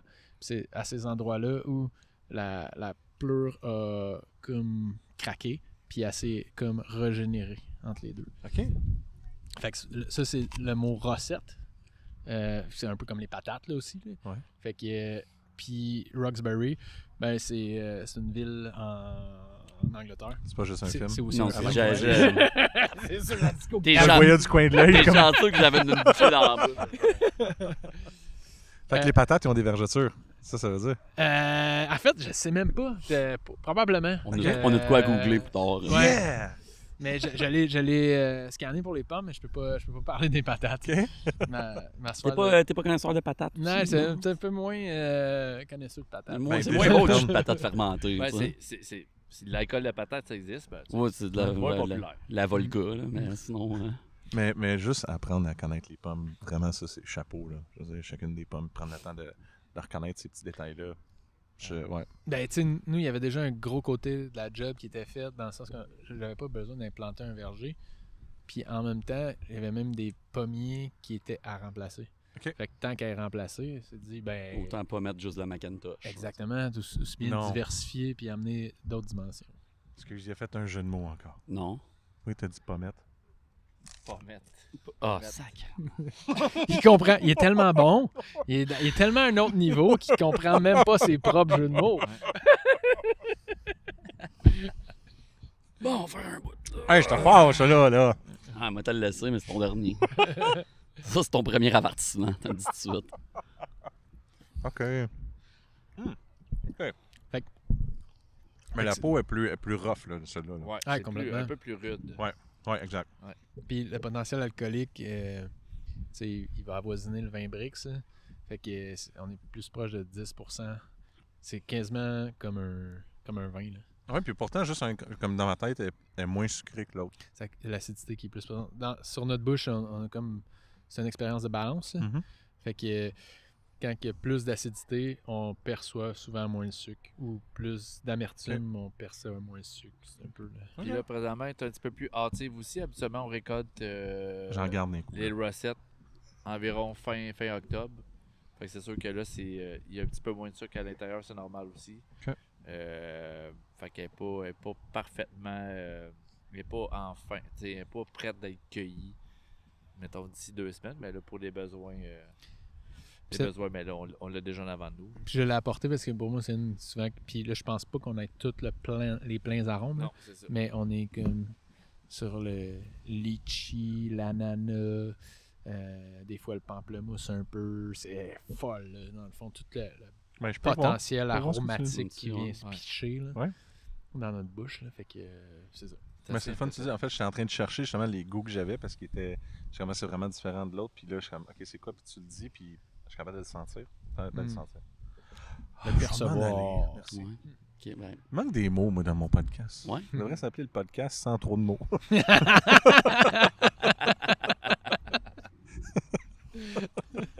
J'aime ça. Tu mets avec le podcast une feuille avec juste plein de mots écrits dessus. Oui. Tu peux compléter les phrases. Oui, compléter. Les gros mots. C'est comme un bingo. Là, Oui. Comme un bingo. Il en manquait un, c'est sûr que c'était lui. Ouais. Puis à la fin, c'est comme, j'avais compris ce qu'il veut dire. C'est bon. Oh, c'est rough. Donc, on y va. Et ça, c'est Ben, en fait, la variété que vous bouffez, elle n'a aucun lien. Dans le fond, j'aurais dû vous la faire déguster au début. En même temps que la parcelle. Ouais, c'est parfait. On va faire un assemblage. Bon, on peut goûter à la parcelle. Ouais. Non, ben là, on a Content Dardier va déguster. Ouais, mais ça va avec ça. Mais je pense que. ok, ouais. Ouais. On va la retrouver. Je viens de voir le lien. Comment Merci. ne pas être contre cette logique? Elle est là. Elle est là. Elle est là. Elle est là. Fait Elle est là. On croque Elle a, puis il y a dedans. une bouteille qui demande que. On ne laissera de pas se ça, là, faire une demi-bouteille voir. dans la main. On Ouais. ne commencera pas à gaspiller. Non. Tout le travail, le savoir-faire dans cette bouteille. Tu sais. Et on boit. Hey, moi, j'ai une question de pommes, vu que vous connaissez ça un peu. J'ai de la dabinette chez nous, Ah ouais. qui pousse quand même correct, mais là, il est tout petit. Là. Mais, fait que c'est supposé goûter quoi? Parce que là, c'est juste les écureuils qui mangent. La dabinette, elle a comme un. De ce que moi j'en ai déjà dégusté, elle a un profil hyper aromatique, genre comme pomme comme on la connaît, style Macintosh. OK. Mais Fucké. elle a en background tout l'aspect tannique et l'amertume. Fait que t'es capable de la fermenter en solo. OK. Bon, fait que j'ai bien choisi le pomme. Vraiment bien choisi. Ben, ça disait que c'était des pommes acides. Mhm. C'est des pommes anglaises. Ça, Ouais. j'ai googlé Ouais. ça. Fait que j'ai dit, ça va être le fun. Ça. Puis je l'ai acheté, il était déjà en fleurs. Je me suis dit, c'est quand même un bon début. Ouais. Là, ça fait 2 ans que je l'ai. Puis c'est ça, c'est les raccoons et les écureuils qui mangent toutes mes pommes. Ça c'est. C'est le un autre défi- c'est le problème. défi, Mais là, au ça. moins, il Faut que tu te mettes toujours un balai proche de ton arbre. Puis Ouais, donner quand des tu sors, coups tu dessus. lui donnes des Ouais. coups. Ça va être Sur les compliqué, ça. Je vais pas y un gun à plomb, je pense, à la place, ça va être plus simple rendu là. Comme tu veux, là. Ou tu t'engages un agent de sécurité. Ah, j'avais pas pensé à ça. Ben, mon voisin est à la retraite, je pense que je peux y faire Ah, voilà. Juste ça. Le gars, il est pas craqué, tu sais, pour ses T'as pommes. trouvé. Il est tout le temps sur sa chaise versante en plus dans son perron. Ben là. on va dire. Mais tes enfants, monsieur, ça, non, c'est des pommes, n'importe. Ouais, c'est ça. Oh, wow. Le pommier du voisin. Tu sais. Le seul enjeu avec la dabinette, on a planté 30 dabinettes en 2010. Ils ont pas. Il y en a à peu près. Il y en a survécu 4 en 2014 lors d'un hiver un petit peu brutal. Puis là, présentement, il nous en reste que 2 dans tout le verger. Bon. Fait que Wow. Faut pas que je me fasse trop d'espoir. le taux de survie, mettons, il est plus limité dans notre climat. Je te dirais ça. Fait que je suis pas à la veille de faire du cidre monovariétal, je pense, avec un pomme. Sinon, il va falloir que tu nous lâches un petit coup de fil. Puis, Ouais. on va regarder ça. Avec de la dabinette? Ouais. Mais on a comme 2 pommiers. Ouais, Fait que- ben c'est deux. C'est un de plus que moi. Là. On en a 3 ensemble. Là, tu sais, Ah, Vous écoute, êtes un gang. on se fait une collabo. Oh, ouais, m'emmener les 20 pommes que j'ai l'automne prochain. Là, puis, on va être capable de se faire un verre. Là, peut-être. On va les presser avec les pieds. Faut essayer de quoi que mon cerveau comprend pas que j'ai fait goûter. Mm. Ouais. En prenant la bouchée de pomme que tu gardes dans ta bouche, tu prends une gorgée de ce cidre. Viens me dire que ça goûte pas un rauch cidre. J'ai trouvé que ça goûtait fumé. Oui. Non, mais Non, mais il y a quelque chose. Ok, Mais je suis pas j'allais fou. le- Je suis pas Puis, fou. comme le Tu rough de la pleure. Tu devrais qui, essayer. Ça fait fumer. C'est vraiment weird. ben, C'est weird et le fun, là, mais parce que c'est une expérience. OK. Mon cerveau s'en va là. Peut-être que c'est par justement, mettons, moi qui a goûté, ma référence est différente, là. Mais moi, c'est là que je m'en vais avec ma référence. Je l'ai aussi. C'est cool. C'est macération existe, carbonique des- en bouche. Ça existe, des Ben ouais, cidres c'est fumés? ça. Un cidre fumé, ça existe-tu? On l'a déjà fait. Ouais? Ouais, qui s'appelait La Bête fumée, qui est dans la série Exploration. Ah ouais, pas t'as fait longtemps. Ben, on n'a pas fait beaucoup. Oui, je l'ai. Surtout que c'est pas grand public. C'est pour public averti. Oui, c'est parfait. Juste. Mais oui, je m'en rappelle. Il était pas en barrique aussi? Oui, il était en barrique de la Froy. Exact. Je pense qu'il me reste une bouteille au Sali. Moi, je crois. Je veux dire, moi, j'aimais ça. J'ai fait déguster ça à des amis qui aimaient le cidre, puis ils ont fait... C'est malade. Ouais, non, je me souviens que c'était un peu funky, là, c'était rough. Avec la série Explo, on l'a arrêté d'ailleurs. Malheureusement. Là, on se rendait compte qu'on se parlait à nous autres. On est que savoir si ça était. Puis on parlait à Steph, tu sais. On est les trois ensemble, on est en train de se parler. L'expérimentation. Ouais, c'est nice. Puis tu sais, j'ai tout essayé. Il y en a qui étaient moins nice que d'autres. Moi aussi, il y en a une couple, j'étais comme, je sais pas. Celui rhum, j'ai pas trippé. Tequila, il était le fun, mais tu sais, je n'aurais pas pris 2 bouteilles. Ben, c'est ça. Le Chacha était super bon, par exemple. Ça, c'était vraiment il est pas mort, Oui, j'espère. Mais ça aussi, il me reste des bouteilles au Salier. Puis la bête sûre aussi, j'ai bien aimé, justement. Ben, la bête sûre, c'est 100% de go. On a son petit frère. C'est ça. Ben ça, en tout cas, c'était bien le fun de réessayer ça. Une chance qu'on a réessayé ça. Je suis content. Très bonne idée. Fait que faites ça à la maison, buvez du cidre en croquant des pommes. Ouais. Celle-là. Ben, toutes les pommes. Ouais, comme ça, tu sais jamais quel goût tu vas avoir après de plus. Ça fait quand même 12 ans que je suis dans la pomme. Dans la pomme. Première fois que je bois du cidre en mangeant une pomme. Ouais, c'est à cause de CPE, t'es novateur. Je dis moi aussi. C'est pas vrai? Ouais, j'ai jamais fait ça. Ah ouais? Ouais. C'est mon premier réflexe. D'habitude, c'est du plaisir. fromage. Ça me fait plaisir. Ouais, non, tu fais ça avec ton vin aussi. Tu bois du vin, puis tu prends un raisin. Je vais le faire demain. Une bière avec un peu de blé sur le côté. Le gars, il mange des cornflakes. Bière, j'ai déjà fait avec le grain, en fait. Ouais, mais ça... Ça, oui. Oui, je trouve ça le fun parce que mettons, la bière, tu vas prendre justement, comme tu dis, le blé à côté, tu vas goûter. Puis là, tu vas goûter la bière, tu vas voir. C'est le fun de voir la nuance. Il fallait pas qu'il y ait une cocotte de houblon, par exemple, c'est dégueulasse. Je dis ça. Le houblon, ça rase. C'est un peu fort. Mais oui, j'ai ce réflexe-là de le faire. Des fois, je prends aussi du chocolat avec du chocolat, puis je goûte au chocolat. OK. Ah, c'est une autre histoire, ça. Ouais. Avec un lait au chocolat. Le Porto était juste à côté. J'ai oublié. Excusez, je me suis emporté. Moi aussi, souvent, je déguste le ballonné avec une saucisse sur le côté. Ouais, c'est bon, ça. Ouais, le petit déjeuner, là. C'est bon. Une petite balloune poêlée, là. Oui. À revire un peu. Ah ouais. Dans la même famille. On reste dans la même famille. Tu roules, tout ce qui rentre dedans. Avec un peu de bacon autour. Oui, ben oui. C'est pour que ça tienne. Ouais. Bienvenue à IPA Podcast. Oui. Chez Milton. À quand le cidre au porc? Peut-être pas sur le porc au cidre, finalement. Ça serait meilleur. Bacon, goût de ben, fumée, on était proche, là. Il y a eu des bières au bacon. Il y a eu des bières au bacon. Pas nécessairement de bonne idée. Non. Il y en a encore un, nous, on a fait un cidre avec macération de carottes, puis là, je niaise pas. Ah ouais? Je vais être honnête avec toi. J'ai vraiment pas apprécié. Non, mais moi, j'aimais. J'étais capable d'aller chercher. Ben écoute, c'était un clin d'œil qu'on voulait faire avec le 4e anniversaire chez Aublon, un restaurant à Granby. On a demandé à Sam. Avec notre ami Sam. C'est quoi ton mets préféré que tu fais? Avec les c'est une salade de carottes. Puis un mets dans le fond qui était sur son menu depuis les premières années. Fait qu'on s'est donné comme défi de faire un cidre avec macération de carottes. Il y en a qui ont aimé, il y en a qui n'ont pas aimé. C'était pas un cidre qui va passer à l'histoire, assurément pas. C'était un essai. C'est clairement un mindfuck, par exemple, parce que c'est quelque chose que tu es habitué de manger, la carotte, puis là, après ça, tu t'aboies. Fait que moi, personnellement, c'est là que ça me créait comme un shortcut mental. Il y a de quoi qui marche pas dans je trouvais qu'il était super bien exécuté. On a un potage aux carottes. Je vais mettre potage aux carottes. Mais c'est pas la même affaire parce que ça goûte vraiment la carotte crue. Ça goûte pas la carotte cuite. Puis t'as l'espèce de... Tu sais, t'as un terreux qui vient avec la carotte. T'avais le goûter terre, c'est en plein ça. Puis c'est ça qui sort que t'as pas normalement dans les pommes. C'est en plein ça. Puis là, en tout cas, moi, c'était pas dans ma palette. Il y en a qui ont adoré. J'avais 2 bouteilles. Il y en a d'autres qui ont détesté. J'ai attendu d'être sous pour boire la deuxième. C'était polarisant là, comme type de produit. C'est ça.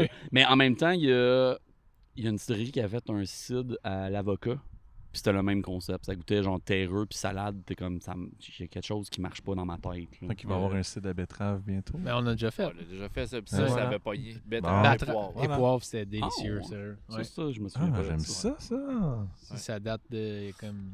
2014 à peu près. J'étais peut-être pas encore rendu. Vous étiez avant votre temps pour faire quelque chose aux betteraves, peut-être. Ouais, puis c'était pas moi qui l'avais fait. C'était un autre maître de chai qui était ici. Puis c'était quand même... écoute, on l'a pas fait maintes et maintes fois. Mais quand on l'a fait, je pense 2 fois, ça avait quand même bien sorti. Les gens y appréciaient. Mais ça reste quand même le côté terreux, j'imagine. Oui, c'est le côté betterave. Mais il y avait d'autres mondes aussi où c'est juste en partant. Déjà, la betterave, il y a bien du monde qui aime pas. Fait que ça part pas bien. Fait que c'est pour ça que j'avais fait la carotte. J'avais ça en tête. Il faut que je fasse avec un légume un jour. Mais peut-être c'est pas à refaire finalement. Mais la carotte, faut que tu dry up, faut que tu trouves ton bon houblon qui va avec. Avec la carotte? Oui, parce que les enzymes de la carotte et du houblon sont de la même famille. Fait que ça peut se retrouver si tu trouves le bon houblon. Ça pourrait ajouter à peut-être quelque chose d'intéressant. On a un micro du lièvre. Qu'est-ce qu'ils mettent dans leur carotte du lièvre? Non. Non, c'est pas pareil. Ben, c'est aux carottes, pareil. Oui, mais c'est pas pareil. Mais c'est pas pareil. C'est pas pareil. C'est pas vrai. Non. On s'en reparlera en dehors du Ouais, c'est ça, ouais. Oui, vas-y. Fait que là-dessus, on parle du prochain produit? Ouais. On est là? Parce que oui, on est rendu là. Tu y vas, Joe? Tu te présentes? Cortland tardif qu'on faisait avant en bouteille, en 750, en refermentation en bouteille, qu'on a décidé d'emmener en canette, mais qui est non filtré, fait que c'est encore considéré comme un cidre nature.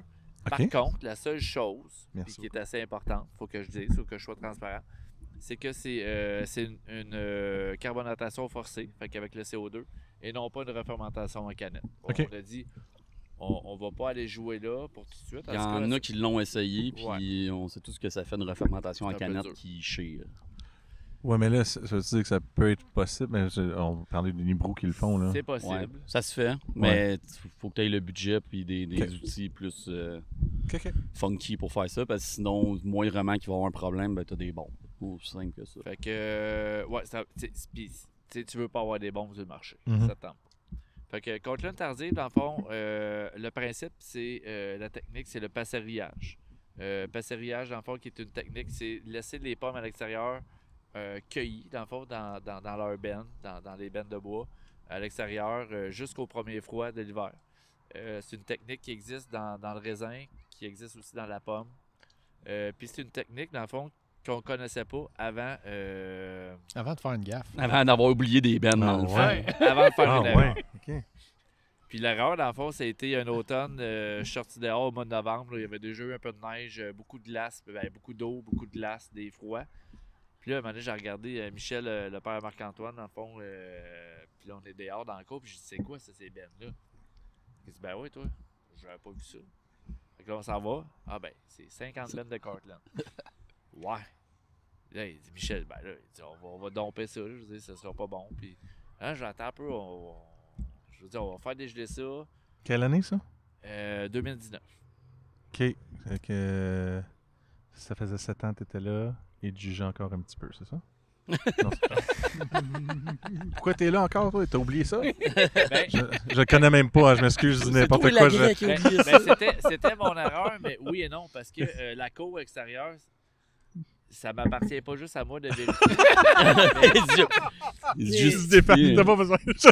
Les pommes étaient dans un no man's land. Mais je me sentais mal parce que là, évidemment, j'ai appelé Marc-Antoine, j'ai dit, écoute, il y a 50 bennes dehors qui ont été oubliées par ma faute. Là, j'ai décidé qu'on les presse quand même. Bref, sont là, on le fait. Je vais goûter à chaque benne le jus, juste voir. Et puis là, finalement, Marc-Antoine avait dit, écoute, c'est pas grave, Joe, c'est go, on essaye. Puis bonne idée, tu sais. Tant qu'il perd, on va toujours. Tu sais, on va y faire dégeler. Il y a peut-être des sucres qui se sont concentrés, peut-être des arômes, ou peu importe. Mais là, en lisant là-dessus après, c'est une technique qui existait déjà. Mais on l'a fait sans vouloir. OK. Puis vraiment, les arômes qui ont sorti de la Cortland étaient complètement différents d'une Cortland qui est pressée, une Cortland fraîche. Puis ça reste encore subtil. Mais par contre, c'est beaucoup plus expressif qu'un cidre de Cortland à 100%, pressé fraîchement, puis fermenté, puis mis en canette.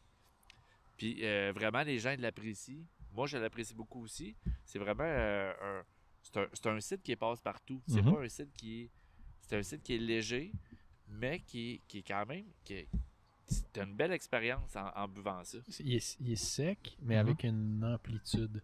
Puis un mouthfeel qui est plus... Il y a plus de profondeur que juste une Macintosh fraîche, mettons, pressée, sec. Puis c'est vraiment le passerillage. Puis pour avoir lu et comprendre un peu sur qu'est-ce qui se passe finalement sur cette erreur, en fait, il y a un contact qui vient se créer entre les polyphénols qui sont présents dans la pleure, dans le cœur, avec la chair. Ça vient communiquer. Puis les polyphénols, c'est des décuplateurs d'arômes. Okay. Fait que c'est ça qui vient comme aider à l'expérience en bouche. Parce que habituellement, quand un cidre est sec, il y a une finale qui finit vite. Puis il y a aussi un mouthfeel qui est plus mince. Si je m'exprime, peut-être, je sais pas si c'est... Nous autres, on le comprend. Dans le fond, tu sais, les gens, souvent, ils vont penser passerillage, Cortland tardive, ok, tu sais, Cortland tardive, c'est un nom qu'on lui a donné. Parce que c'est pas oui, tu sais, la pomme, c'est une pomme qui est tardive, qui est récoltée tardivement dans les vergers. Mais c'est vraiment, dans le fond, c'est la différence entre un passerillage, exemple, puis, mettons, un cidre de glace. Mais c'est pas une concentration de sucre qu'on veut avec le passerillage. C'est vraiment une concentration d'arôme. C'est complètement différent. Puis, tu sais, on va pas aller concentrer des sucres dans la pomme. On va vraiment concentrer des arômes.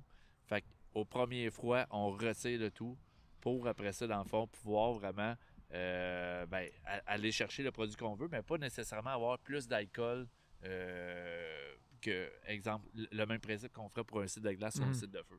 C'est pas la technique qui est voulue. Okay. C'est vraiment pour les arômes. Ce qui est vraiment... C'est vraiment bien. Excuse-moi. Mais il va mourir. T'as le fun de m'avoir.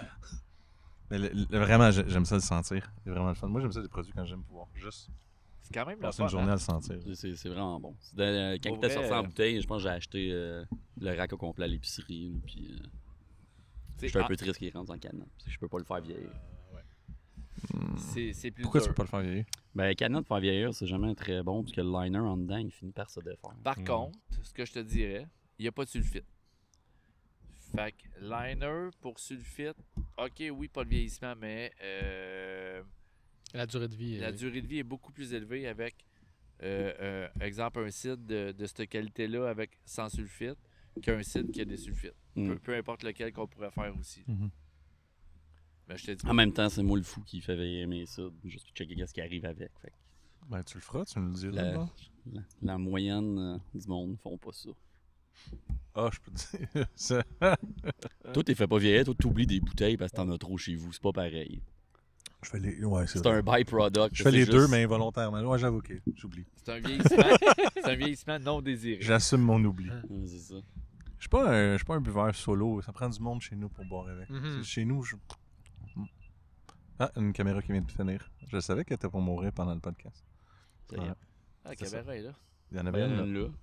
Il y en a une en haut, il y a l'hélicoptère TVA qui passe pour enregistrer. Mon drone, il est automatique là. T'entends le drone depuis tantôt. Toutes les pommes sont dans les arbres, en fait, c'est les caméras qu'on a mis. On est venu. On est de partout. On a du budget dans ce podcast-là. Mais c'est très bien, ça. Puis, suite à, je pense, Grande Presse, est-ce que les gens vont vous poser des questions aussi sur comment le faire à la maison ou par la suite? Ouais, j'ai pris ça, j'ai essayé ça, ça goûte telle affaire, où est-ce que je m'en vais avec ça? Les gens, là, tantôt je disais qu'ils étaient curieux, mais c'est tellement cool de les voir aussi curieux. Ah oui? Puis année après année, il y a des années que les gens nous ramènent des bouteilles. Pour faire goûter ce qu'ils ont fait chez eux. Pour faire goûter qu'est-ce qu'ils ont fait, pour dire, hey, tu sais, le blend que tu m'as proposé l'année passée, là, check, ça goûte ça, puis c'est tellement... Puis là, on goûte, puis hey, c'est vrai que c'est bon, puis ça, c'est vraiment le fun. C'est cool, ça. Mais les gens, ouais, ça pose des questions. Puis des fois, en toute transparence, trop. Parce que là, à un moment donné, je dis, hey man, t'as juste 20 litres, là. Je dis, c'est pas grave, là. On s'amuse, ça. Ça va bien aller. Ça va bien aller. Fait que là, il fait, ah ouais, ok. Parce que vraiment. C'est insécurisant. Ben oui, des fois, tu sens leur insécurité, puis à matin, mais tu l'as vu, il y a quelqu'un qui arrive, puis ça faisait au moins 15 minutes que je donnais des conseils. Mais là, lui, il avait quand même 60 litres, là. 60 litres. Fait que là, mais là, je voyais, il était inconfortable, Fait que là, à un moment donné, je disais, hey man, là, je vois la confiance dans tes yeux, ça va bien aller. Il est parti ça tellement bien sorti. il est parti arriver. Ah ouais, c'est vrai, t'as raison. On va me calmer 2 minutes.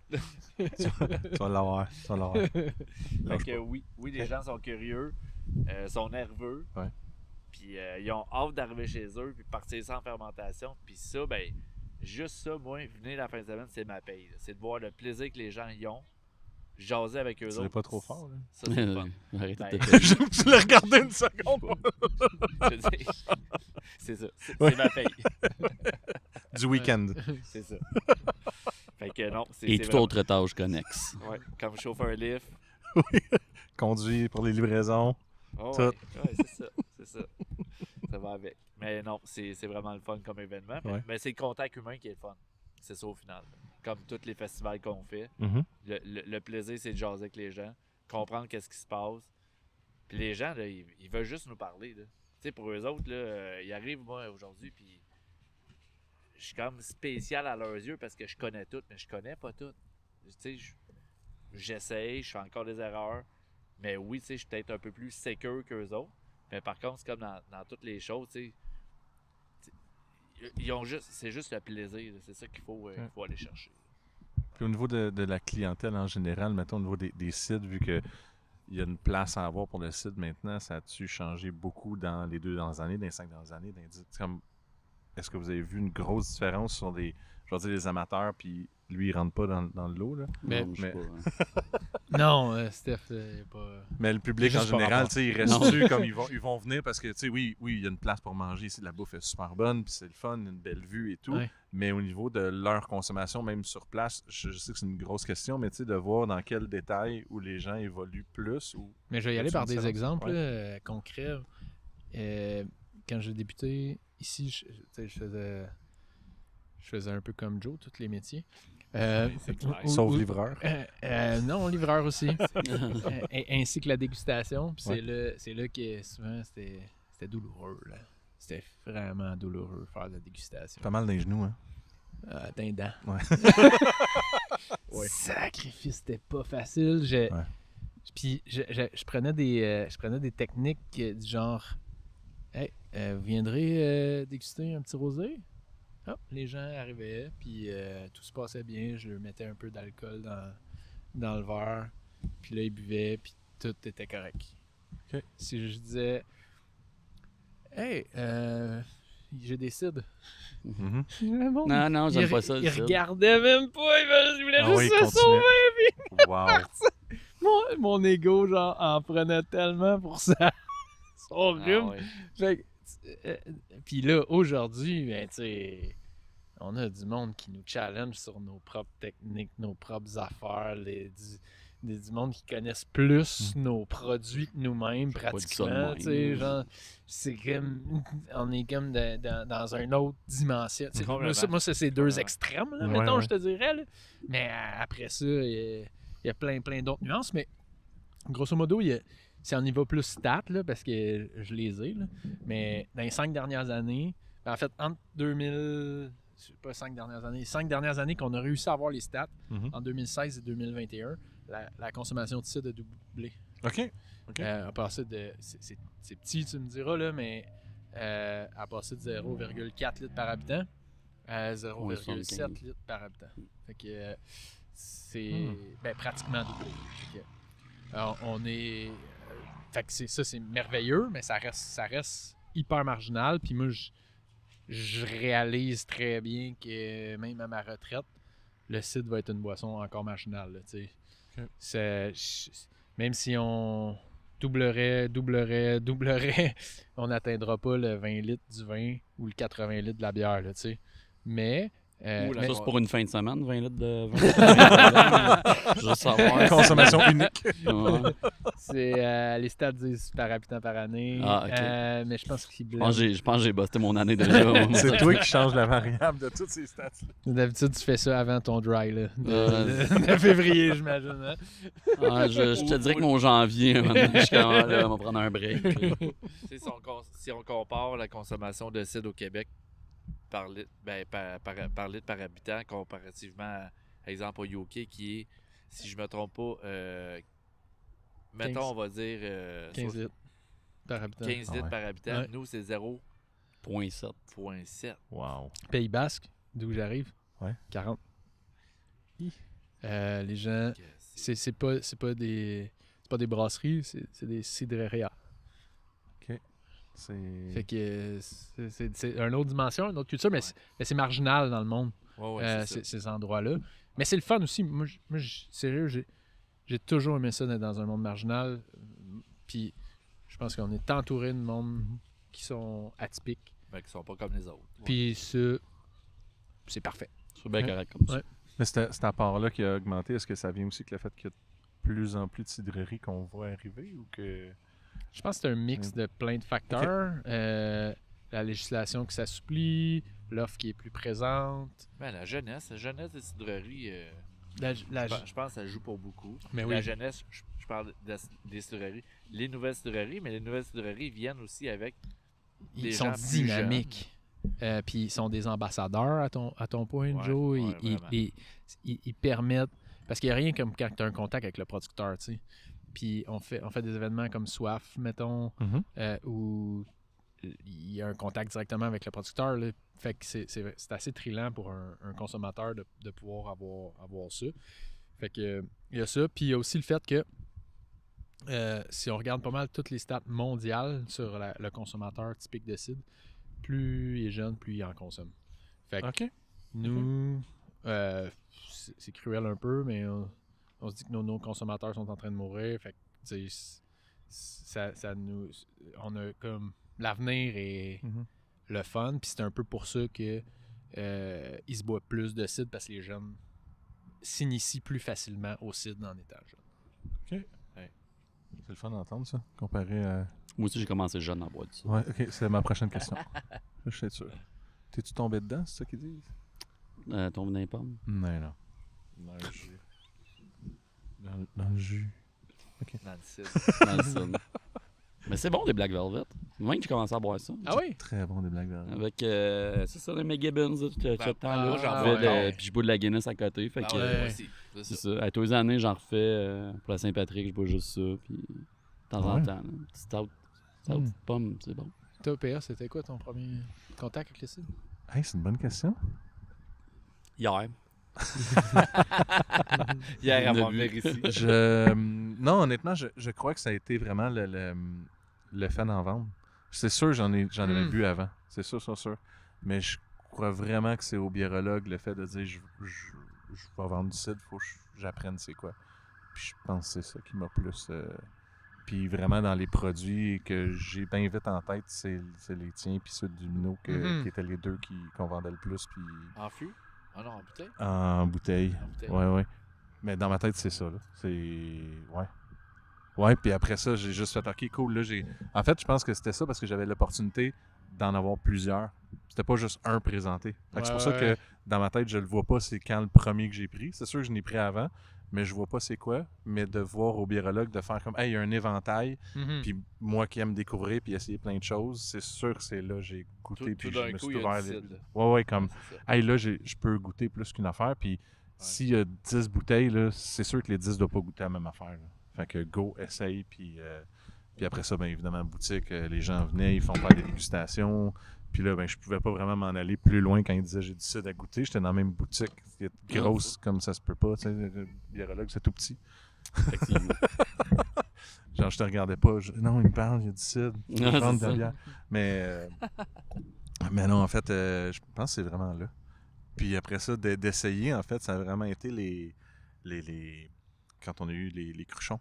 Puis il y a eu différents cruchons. Puis là, on partait sur une chaise. Les gros levés. Ouais. Tu viens me faire penser que j'ai encore 7 cruchons qui traînent sur le bord de la porte. Que je suis ouais? supposé de ramasser et de ramener ici. Fait que on va encore repartir avec des cruchons tantôt. Puis moi, je me souviens parce que toutes mes expérimentations, les blends ou les affaires que j'essaie, c'est parti de là. Puis je me souviens quand il y avait eu celui qui était, plus, je vais dire épicé Noël. Ouais. Lumberjack. Réserve festive. Le nom, je sais pas, il était en cruchon. C'était. Lumberjack. Je sais même pas. Mais je sais que on l'avait, puis je me souviens clairement, je travaillais avec Émile à ce moment-là. Puis vraiment, quand j'ai dit à Émile, je disais, hey man, j'ai pris ça hier, c'était vraiment bon, mais j'ai dit, je l'ai comme fait chauffer. Là, Émile, il a fait, quoi? Je dis, ouais, il dit, what? Il l'a fait, puis je te jure, le lendemain, je pense qu'il a vendu tous les cruchons à tous les clients, disant, essayez ça chauffer, essayez ça chauffer. Je dis, wow, man! C'était le jour et la nuit, puis pour moi, les saveurs ont juste fait comme, c'est réserve d'hiver. Ouais. Révélation. Vraiment, vraiment.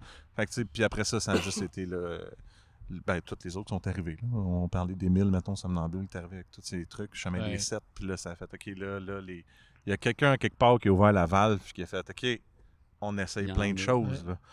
Mais tu sais, il y en a plein d'autres que je nomme pas, puis c'est très bon à découvrir aussi. Là. Bref, c'est ça. Mais c'est vrai que ces joueurs-là ont apporté du tempo. Là. Oui. C'est comme une autre game, puis là, comme on dirait que les papiers de tout le monde, c'est OK, on est prêt à essayer.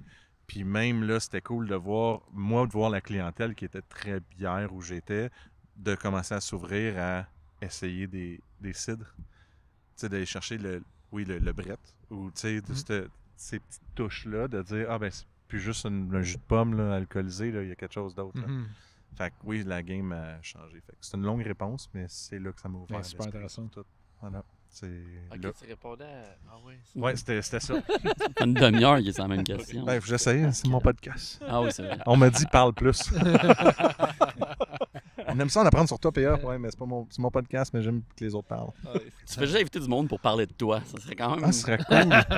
Un épisode, genre vous êtes les 4, vous avez des questions, parlez de moi. Le Narcisse Podcast. Il pourrait un épisode. Juste parler de moi. Une fois par année, j'ai besoin de cet épisode-là. C'est ta thérapie. Le podcast qui tape dans le dos. Là. Ah ben allez. Lâche pas. Oui. Joe, t'en parles-tu, ta première fois? Avec le cidre? Oui, tu m'as déjà parlé de ça. C'était après mes 2 semaines de livraison. Parce que je buvais c'est pas... vrai, tu buvais juste des bières plus costaudes. Moi, je buvais des bières de micro. Ouais. J'aimais beaucoup la bière noire. Parce qu'une des questions que j'avais eues en entrevue par Marc-Antoine puis Michel, c'était quoi tes habitudes de consommation? Hey, je voulais me cacher. Je peux pas répondre à ça au bout d'une entrevue de job, c'est sûr. Écoute, il m'engage pas. Écoute, je bois un peu. De temps en temps. Tout en répondant. Fait que, tu sais, tout ça pour dire que je connaissais pas le site du tout. Je connaissais comme rien dans la pomme, sauf McIntosh, Spartan, Cortland. Ce qu'il y avait à l'épicerie, là. C'est ça. Puis, fait que c'est ça qu'il voulait savoir. Puis après ça, écoute, mes habitudes de consommation, c'était vraiment plus bière. Un petit peu de vin en 2012, mais vraiment, c'était vraiment bière. Puis après ça, le cidre, quand j'ai commencé à boire, tu sais, je connaissais le cidre de glace, mais le cidre de glace pour à peu près n'avoir jamais bu, juste par de nom. Puis après ça, quand j'ai commencé à boire comme tout le monde du cidre, peut-être un petit peu sucré, un petit peu trop sucré. Puis rapidement après ça, là, mon palais a commencé à vraiment apprécier tout ce qui était un peu plus sec. Puis écoute, ça a pris quelques semaines, quelques mois pour vraiment apprécier cette nouvelle boisson-là que je connaissais pas. Puis juste après ça, vouloir être plus curieux, puis connaître d'autres saveurs, puis OK, ça, on peut faire ça, puis ça. Mais écoute, il y en a beaucoup de cidres, de beaucoup de profils différents. Mais ça a été vraiment assez rapidement après mon entrée ici en 2012. Là. Mais tu sais, je connaissais absolument rien dans le cidre. Fait que c'est vraiment à découvrir. Tu sais, il faut vouloir découvrir, continuer. Ouais, c'était ça. Puis, tu parles-tu du meilleur cidre que tu as bu dans ta vie, puis le pire? Ouh. Mais j'ai hâte que tu nous parles du pire. Le pire... il sait déjà, c'est ça que j'aime. Le pire, on y a goûté, c'était à Chicago, dans le fond, dans le cadre d'un CyderCon, puis qui est un un concours sur le cidre en soi aux États-Unis, à Chicago. Puis je me souviens encore du moment que j'y ai goûté parce que j'étais avec Michel. C'était un des seuls voyages que j'ai fait avec Michel de cidre. Parce que j'imagine toi en train de goûter. C'était... on voulait tous mourir. Là, c'était comme... puis c'était en fin de journée. Ouais. C'était, on va aller goûter à ça finalement. On était comme jamais sûr. C'était italienne, je me rappelle très bien. C'était un cidre italien. Puis, c'était mauvais. Là. mais finir sa journée avec ça, ça avait pas de bon sens. Scrap à la journée au complet. C'était comme, écoute, ce que je vais le dire, mais c'était vraiment, il y avait un goût de vomi.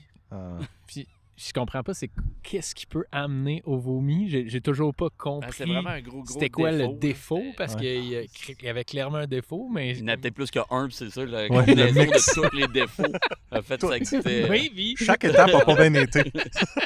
Puis dans les meilleurs sites, moi, mes titres de sites, c'est vraiment au UK. Je pense c'est vraiment là que j'ai découvert vraiment les cidres que j'appréciais vraiment, vraiment beaucoup, qui étaient des cidres qui étaient tanniques, qui avaient une grosse sécheresse en bouche, fait que sec, avec un pourcentage d'alcool pas nécessairement élevé. C'était juste, c'est vraiment l'expérience dans le fond gustative qui était vraiment le fun, puis que c'est comme tu as ça en 2 litres, en 1 litre, bouteille de plastique. C'est comme tout est normal là-bas, puis ils prennent ça le matin ou l'après-midi. Okay. On était dans un tour au UK, puis Joe avait tout le temps dans l'autobus sa petite petit jog pour partager. C'était un peu ça me suit un peu, là. Je pense que l'entrevue avait été faite déjà. Fait que, c'est ça. Ça fait bien rire les collègues québécois quand on était dans l'autobus ensemble. Parce qu'ils étaient comme si, voilà, il aime vraiment le cidre. Lui, c'est pas une feinte. Il fait pas semblant. Non. Ouais, c'est ça. C'est pas mal. Tu sais, dans les cidres préférés, c'est vraiment les UK qui m'ont fait découvrir des saveurs qu'on n'a pas tout le temps ici. On a un petit peu, mais vraiment pas beaucoup. OK. Il y a une autre dimension. Oui, complètement. Bonne réponse. J'aime ça. Et ici, le dernier produit, dans le fond, Undercurve Sour. Pour un podcast d'une demi-heure, c'est ça, c'est le dernier produit. Ouais, c'est ça. qui était aussi un cidre en bouteille avant dans la série Exploration. Là, qu'on fait en canette présentement, fait encore sans sulfite, cidre nature, mais carbonatation forcée parce qu'on veut pas mettre de levure encore une fois. Fait qui est surette, c'est Undercurve Sour, ça dit, mais qui est pas à l'extrême non plus, qui se boit, qui se déguste quand même assez bien. Okay. On n'est pas dans la bêture, on est vraiment dans un cidre qui est plus accessible que la bêture. Puis les évolutions parce que je vois Honeycrisp Sour, tu dois voir ce que je veux dire aussi il y a eu différentes bouteilles, canettes et tout. C'est pas la différence entre lui et ceux que j'ai déjà vus auparavant. C'est-tu le même qui a juste changé de contenant? Ouais, on a changé. Merci. 2, 3. C'est le 3e contenant qu'on utilise pour le même produit. On a utilisé une bouteille de 500 ml au départ avec une espèce d'artwork de graffiti. Puis là, Joe Edmund est meilleur que moi pour les années. Ouais. Mais il y avait 3 couleurs, c'était sûrement en 2016. C'était le orange qui était le Honeycrisp Sour. C'était 2017 peut-être. Ouais, 2017. Dans le fond, en 2017, on a changé pour Milton. Le verger à colline de Milton, fait que c'était peut-être 2015 environ. Là. OK, c'est ça. C'était avant. C'est là qu'il y a eu parce que de toute façon, après, quand il a changé, il n'y avait plus les 500 ml. Quand c'est devenu Milton. Exact. Ouais, c'est ça. Fait que si c'est une bouteille 500 ml, il faut que c'est before 2017. Avant 2017. Ouais, c'est sûr. Fait que, puis, avec Honeycrisp Sour, dans cette version-là, dans ces années-là, il y a peu de références puis d'alignement à se dire consommateur-wise, comment qu'on s'aligne dans la planète. Puis sur Red Beer, on est tombé dans le top 10 pendant, je pense, 1 an ou 2 avec ce produit-là.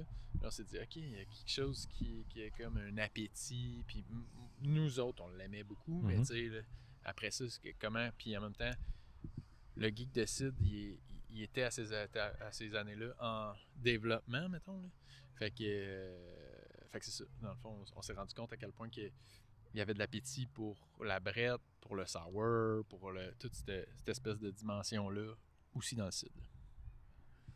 Puis, ben, il s'appelle pas un Eclipse Brett. Fait qu'on a essayé de quand même tranquilliser un petit peu les choses au fil du temps parce que les premières versions, ils étaient vraiment brettés, là, qui étaient moins accessibles pour tout le monde. Fait que ça reste quand même un cidre qu'on le veut accessible là, en canette, avec des saveurs surettes, des saveurs de fruits rouges, un petit peu de foin, un petit peu. Fait qu'on s'en va dans. Mais moins on est moins sur le cray, on est moins non, ça. c'est pas crin de cheval. On est déjà jusque-là, tu sais, à travers les années. Qui était très, très, très fermier. Ouais. J'aime toujours autant ça. On a-tu parlé de Dolgo un peu? Non, ben, dans le fond, il y a la Dolgo dans ce beau blend-là.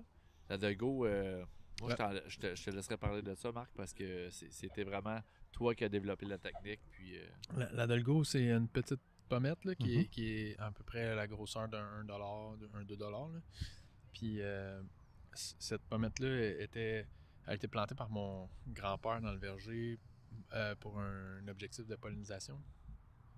Parce que faut qu'habituellement, dans un endroit homogène où il y a la même variété de pommes, il faut une autre variété pour la croiser. Il faut que ce soit le pollen d'une variété qui croise un autre. Puis la beauté de la Dolgo, c'est que la fleur reste ouverte quand même assez longtemps. Fait que vu qu'elle reste ouverte longtemps, elle peut venir screener toutes les pollinisations des autres variétés. Parce que, admettons, la fenêtre est à peu près de 2 semaines sur une Dolgo. Puis il y a d'autres variétés qui sont, mettons, 5 jours. Fait qu'elle est capable elle est assez flexible. Fait que les agronomes la proposaient à ces époques-là pour la planter un petit peu n'importe où. Puis, fait qu'il y en avait partout dans le verger. Elle servait à rien. À part que ma grand-mère, elle faisait de la gelée avec. Ouais. Fait que là, l'idée me trottait à travers les années de se dire. Puis je voyais Michel Jaudoin qui faisait un cidre rosé qui avait du succès. Avec la Geneva. Mais moi, avec la Geneva, je l'avais testé ici, puis je tripais moins. Je trouvais ça. Puis c'est mon goût là, de consommateur, puis c'est la signature que je lui ai donnée via Milton. Je le trouvais plus mince, je le trouvais. Fait que comment que je pouvais aller apporter plus de profondeur, dans le fond, c'était ça mon objectif. Fait que on a commencé à travailler sur des macérations de Dolgo. Fait que mettre la pleure, puis le ratio de pleure dans une pommette versus chair est beaucoup plus élevé. Fait qu'on arrive à extraire, étrangement, avec des techniques qu'on a trouvées qui étaient la chaleur, pour arriver à comme extraire le pigment qu'il y a dans la pleure. Puis on s'est rendu compte après ça que là, ça venait goûter, genre, ça pouvait goûter la canneberge, la framboise, la fraise, tout dépendant des dates de récolte qu'on arrivait à récolter. Les stades de fermentation aussi. Exact. Ouais. Fait que c'est un peu. Puis la Dolgo, ben, c'est elle qui teinture un peu. Puis c'est elle aussi qui apporte tout le côté fruits rouges là, dans le produit. OK. Ah. Savais-tu ça? Moi, j'en sais quand même pas ça, Dolgo. Ben, je les ai tous cherchés pour pouvoir le dire après ça dans une vidéo. Donc, à un moment donné, j'ai fait OK. Ça, c'est sûr qu'elle a. Mais tu le vois aussi avec les couleurs. Tu sais, quand c'est. Là, il est pêche, mais tu sais, jusqu'à rouge quasiment des fois. C'est de la macération. Mais la Dolgo est rouge. Mais c'est ça. Fait que, sinon, ben, comme on dit, il y a la Geneva aussi qui est rouge, qui est à chair rouge. Ouais. Puis, tu sais, il y en a d'autres, mais je pense que c'est les deux plus utilisés pour ça, là, justement. Ouais. Il y a une autre variété qui était un peu utilisée aux États-Unis, que je me rappelle pas c'est quoi le nom, mais avec aussi la chair rouge, qui est utilisée plus sur la côte ouest américaine. Mais c'est ça, c'est les principales variétés teinturières. Jusqu'à. Ce qui est le fun, c'est que c'est une technique que j'ai réussi à développer. Puis qu'on a, avec notre cidre rosé, on a gagné plusieurs concours à l'international année sur année. Puis là, pour se rendre compte au final que ben là, ça en a inspiré, tu sais. D'autres, c'est la planète. Puis je sais pas si tu te rappelles, Joe, on a été jugé un concours au Michigan, au Glint. Puis finalement, on se rend compte qu'il y a un producteur du Colorado qui remporte la médaille d'or dans la catégorie cidre rosé. Puis il venait de nous piquer la place parce que l'année d'avant, c'était nous autres. OK. Mais là, il m'avoue, tout bonnement, qu'il s'était inspiré de notre propre recette. Je trouvais ça tellement magique puis beau comme moment de se dire, OK, c'est quelque chose qu'on a développé, mais comme, ça se propage, puis c'est hot. Fait cool. que c'est ça, ce fameux producteur-là du Colorado qui est moindrement compétitif, hein? Je sais pas si tu te rappelles, mais qui était très content de nous avoir torchés, puis c'était hot. Là. Il est inspiré par toi, puis il te le remet d'en face. Ouais, c'est malade. Ouais. Je pense qu'il était assez notable. Ouais. Plus, OK. Il était peut-être sous baveux aussi, cette fois-là. On n'empêche pas l'autre. Non, c'est ça. Ouais, ça vient ensemble. Ah, wow. Ben, c'était génial, tout ça. Je suis très content. T'as-tu eu des trucs que t'as appris à travers tout ça? Non. Ah, c'est vraiment cool. Je suis content. Ben oui, un peu quand même. Mais c'est sûr qu'il y a des trucs que je sais. Mais il y a tout le temps des petites finesses de plus qui se rajoutent. Ouais. Que je vais essayer de ne pas oublier. OK, parfait. C'est vraiment cool de parler de cidre. Puis avec des curieux. Puis boire du ouais. c'est cool. Ouais. Puis puis boire, mais vraiment, c'est le fun. Ben merci en tout cas pour l'accueil puis pour vraiment votre temps. J'ai pas vu le temps passer une seconde. Et c'est hot. Yes. Très hot. Merci beaucoup.